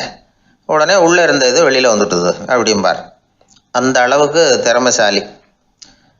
ஒரு சின்ன பாறை இல்லைன்னா கருங்கல்ல பார்த்துட்டாருன்னா போகிறோம், விடமாட்டார். அந்த கல்லோட அமைப்பை கவனித்து பார்த்துட்டு இதுக்குள்ளே ஒரு வீரன் ஒளிஞ்சிருக்காம்பார். அவர் கண்ணுக்கு தெரியும். இந்த கல்லுக்குள்ளே ஒரு துறவி உட்காந்துருக்காரும்பார். நமக்கெல்லாம் வெறும் கல்லாக தான் தெரியும். இந்த கல்லுக்குள்ளே ஒரு நடன மங்கை நடனம் ஆடிக்கிட்டு இருக்கா அப்படிம்பார். உடனே அந்த கல்லை கொண்டுகிட்டு வருவார். அவர் சொன்னது மாதிரியே உள்ளே இருக்கிற அவங்களையெல்லாம் வெளியில் கொண்டுகிட்டு வந்துடுவார். அதாவது வேண்டாத பகுதிகளெல்லாம் கொத்தி எடுத்துருவார். அவர் மொழியில் சொல்லப்போனால். இந்த சிற்பிக்கு ரொம்ப நாளாக மனசுக்குள்ளே ஒரு ஆசை. அதாவது உண்மை, தூய்மை, இதுக்கு உதாரணமாக இருக்கக்கூடிய புத்தர் சிலையை வடிக்கணும் அப்படிங்கிறது அவரோட ஆசை. ஆனால் அந்த ஆசை நிறைவேறாமலே இருந்துக்கிட்டு வந்தது. அதுக்கு என்ன காரணம்னா, அதுக்கு தகுந்த மாதிரி ஒரு கல் கிடைக்கல. கல் கிடைச்சா அதை செஞ்சுருவார். ரொம்ப காலமாக அங்கே இங்கே தேடி அலைஞ்சார். இந்த புத்தர் சிலை வடிக்கிறதுக்கு பொருத்தமாக ஒரு கல் கிடைக்குமா அப்படின்னு சொல்லி கண்ணில் படுற கல்லையெல்லாம் உத்து உத்து பார்ப்பார். உள்ளே புத்தர் இருக்காரான்னு கவனிப்பார். இருக்கிற மாதிரி எதுவும் தெரியல அவர் கண்ணுக்கு. சரி, இதுக்கு என்ன செய்யலாம்னு யோசனை பண்ணார். நேராக ஒரு புத்த மடாலயத்துக்கு போனார். அங்கே இருக்கிற ஒரு புத்த துறவியை சந்தித்தார். அவர்கிட்ட விசாரித்தார், சுவாமி, புத்தரின் தூய்மை ஒளிஞ்சிருக்கிற அந்த கல் எங்கே கிடைக்கும் அப்படின்னார். அந்த கல் இருக்கிற இடம் எதுன்னு இன்னமும் உங்களுக்கு தெரியலையா அப்படின்னு கேட்டார் துறவி. இல்லைங்க, அதுக்காகத்தான் அலைஞ்சிக்கிட்டு இருக்கிறேன் அப்படின்னார் இவர். சரி, கவலைப்படாதீங்க, ஏன் கூட வாங்க காட்டுறேன் அப்படின்னு அழைச்சிட்டு போனார். எங்கே போனார்னா, அந்த மடாலயத்தின் பின்பக்கம் போனாங்க. 2 பேரும் போனாங்க. அங்கே போய் பார்த்தா அங்கே ஒரு கிணறு இருந்தது. என்ன அது நாம் கேட்டது கல், இவர் அழைச்சிட்டு வந்து காட்டுறது கிணறு அப்படின்னு இவருக்கு சந்தேகம். ஒரு மாதிரியாக பார்த்தார். அவர் சொன்னார், துறவி எட்டி பாருங்க உள்ள அப்படின்னாரு. கிணறுக்குள்ளே என்ன இருக்கும்னு இவருக்கு தெரியாதா, இருந்தாலும் அவர் சொல்கிறாரு அப்படின்னு சொல்லி எட்டி பார்த்தார். பார்த்தா அதில் தண்ணி இருந்தது. அந்த தண்ணியில் தன்னோட உருவம் தெரிஞ்சுது. இப்போ அந்த புத்த ஞானி சொன்னார், துறவியாரே, புத்தரை நாம தான் ஒழிச்சு வச்சிருக்கிறோம், நமக்குள்ளே தான் அவர் மறைஞ்சிருக்கிறார். அவரை அடையாளம் தெரியாதபடி மூடி இருக்கிறது எது தெரியுமா? நம்மக்கிட்ட இருக்கிற கோபம், போலித்தனம், பதட்டம், ஆசை, இதெல்லாம் தான். அறிவு அப்படிங்கிற ஒளியால் அதையெல்லாம் செதுக்கி எடுத்துட்டோம்னா அந்த அழகான புத்தர் வெளியில் வந்துடுவார் அப்படின்னு சொன்னார் துறவி. அதனால் நமக்குள்ளே இருக்கிற நம்மளை நமக்கே அடையாளம் தெரியல அப்படிங்கிறது தான் உண்மை. இந்த உண்மையான மனிதன் உள்ளே இருக்கிறான். இவர் கல்லை பார்த்துட்டு உள்ளே யார் இருக்காங்கிறது அவருக்கு தெரிஞ்சுது சிற்பிக்கு. ஆனால் உண்மையான புத்தர் எங்கே இருக்காருங்கிறத அவரால் அடையாளம் கண்டுபிடிக்க முடியல. அப்படி தான் பல பேர் இன்றைக்கி இருந்துக்கிட்டு இருக்கிறோம். ஒரு அப்பா தன்னுடைய பிள்ளைக்கு புத்தி சொன்னார், அதோ பார்ப்பா, மனசு தான் கல், அறிவு தான் ஒளி. உன்னுடைய மனசுங்கிற கல்லை அறிவுங்கிற ஒளியால் செதுக்கி அழகான மனிதனா நீ வெளியில் வரணும்னார். அதுக்காக தான்ப்பா தேடிக்கிட்டு இருக்கேன்னா அவன். மனசுங்கிற கல்லை தேடிக்கிட்டு இருக்கிறியா அப்படின்னு கேட்டார். இல்லைப்பா, அறிவுங்கிற ஒளி எங்கே இருக்குன்னு தெரியல எனக்கு, அதை தான் தேடிக்கிட்டு இருக்கிறேன் அப்படின்னு நானா. அதனால் அறிவை தேடிக்கிட்டு இருக்கிறவன் என்னைக்கு உண்மையை கண்டுபிடிக்க போகிறான்? அதையே கண்டுபிடிக்க முடியலைங்கும் பொழுது. அதனால் நாம் யார் அப்படிங்கிறது நமக்கு அடையாளம் தெரியணும். அந்த அடையாளம் தெரிஞ்சுட்டா வாழ்க்கையில் வெற்றி நிச்சயம்.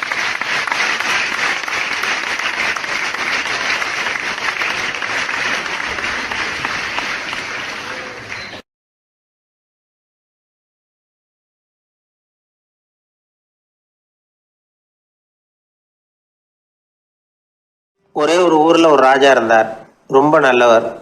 ஒரு நாள் அரண்மனையில் விசாரணை நடந்துக்கிட்டு இருக்குது. அதில் ஒரு வழக்கு. ஒரு விவசாயி வந்து புகார் கொடுக்குறார். என்ன புகார்னா, அவர் வயலில் ஆடுகள் வந்து மேய்ஞ்சி பயிரை அழிச்சுட்டுது. நிறைய உழைச்சி செலவு பண்ணி பயிரை உண்டாக்கி வச்சுருந்தேன், எல்லாம் போயிட்டுது. இனிமேல் நான் என்ன செய்கிறது? நீங்கள் தான் சரியான தீர்ப்பு வழங்கணும் அப்படின்னார் அந்த விவசாயி. அந்த ஆடுகளுக்கு சொந்தக்காரர் யாருன்னு கண்டுபிடிச்சி அரண்மனைக்கு அழைச்சிட்டு வாங்கன்னு உத்தரவு போட்டார் ராஜா. சேவகர்கள் போனாங்க, ஆளை கண்டுபிடிச்சாங்க, கூப்பிட்டுக்கிட்டு அரண்மனைக்கு வந்துட்டாங்க. ராஜா விசாரணை பண்ணார். அப்புறம் விசாரித்து முடிச்சுவிட்டு தீர்ப்பு வழங்கினார். இந்த விவசாயி அடைந்திருக்கிற இழப்புக்கு ஈடாக உன்னுடைய ஆடுகளை அவங்ககிட்ட கொடுத்துட வேண்டியது அப்படின்னு சொல்லிவிட்டார். உன்கிட்ட இருக்கிற ஆடு பூரா அவன்கிட்ட கொடுத்துரு, அந்த ஆட்டுனால் ஏற்பட்ட இழப்பு சரியாக போகட்டும் அப்படின்னு தீர்ப்பு வழங்கிட்டார். அந்த மன்னருடைய மகன் இதை பார்த்துக்கிட்டே உட்காந்துருந்தான். இந்த தீர்ப்பை இன்னும் கூட சிறப்பாக வழங்கலாமே அப்படின்னு நினச்சான்.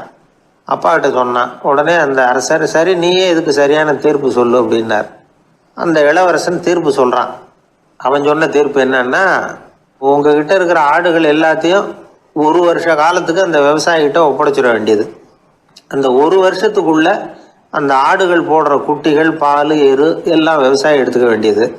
ஒரு வருஷத்துக்கு அப்புறம் உங்களுடைய ஆடுகளை நீங்களே திருப்பி வாங்கிக்க வேண்டியது. இதுதான் இளவரசன் சொன்ன தீர்ப்பு. இது சரியான தீர்ப்பு தான். இனிமேல் என்னுடைய அரச பொறுப்புகளை இளவரசர் வசம் ஒப்படைக்கிறேன் அப்படின்னு சொல்லி ஒப்படைச்சுட்டாராம். அதாவது தாவூத் நபி, சுலைமான் நபி இவர்களுடைய சரித்திரத்தில் இந்த சம்பவம் காணப்படுறதாக ஒரு நண்பர் சொன்னார். ஒரு தண்டனையை பெறுகிறவன் அதுக்கு பிறகு சமூகத்தில் நல்ல விதமாக வாழறதுக்கு வாய்ப்பு இருக்கிறது மாதிரி அமையணும் தீர்ப்பு. அதுக்கு இது ஒரு உதாரணம். சில தீர்ப்புகள் எப்படி அமைஞ்சு விடுதுன்னா, ஒரு தண்டனை அனுபவித்து முடித்தவன் அதுக்கப்புறம் அவன் இந்த சமூகத்தில் நல்லவனாக வாழறதுக்கு நினச்சா கூட அதுக்கு தகுதி இல்லாதவன் அப்படிங்கிற அளவுக்கு சூழ்நிலை அமைஞ்சிருது. இது சிந்திக்க வேண்டிய ஒரு செய்தி. இன்னொரு ஊரில் ஒரு ராஜா இருந்தார். அவர் ஒரு நாள் ஒரு போட்டி வச்சார். என்ன போட்டின்னா, அரண்மனை வாசலில் ஒரு பெரிய நீச்சல் குளம், அதில் நிறைய விஷப்பாம்புகள். எந்த இளைஞன் துணிச்சலாக அதில் நீச்சல் குளத்தில் குதித்து நீந்தி கரையேறி வர்றானோ அவனுக்கு 100 ஏக்கர் நிலம் பரிசாக வழங்கப்படும். அது வேணாம்னா 1000 ஆடுகள் பரிசாக வழங்கப்படும். அதுவும் வேணான்னா என்னுடைய மகளை வந்து கல்யாணம் பண்ணிக்கலாம். இதுதான் மன்னருடைய அறிவிப்பு. பரிசுலாம் நல்லா தான் இருக்குது, இருந்தாலும் பாம்புகள் உள்ள குளம்ங்கிறது நல்லா இல்லையே. அதனால் யாரும் அதில் குதித்து நீஞ்சறதுக்கு முன் வரல. இருந்தாலும் திடீர்னு ஒரு இளைஞன் அந்த நீச்சல் குளத்தில் குதிச்சான், நீந்தினா ஒரு வழியாக கரையேறி வந்துட்டான். மன்னருக்கு ரொம்ப மகிழ்ச்சி. நீ தான் தைரியமான இளைஞன், வா இப்படின்னு கூப்பிட்டார். கிட்ட வந்தான். அந்த இளைஞன் தண்ணீர் சொட்ட சொட்ட வந்து நிற்கிறான். சரி, உனக்கு 100 ஏக்கர் நிலம் வேணுமான்னு கேட்குறார். வேண்டாங்க.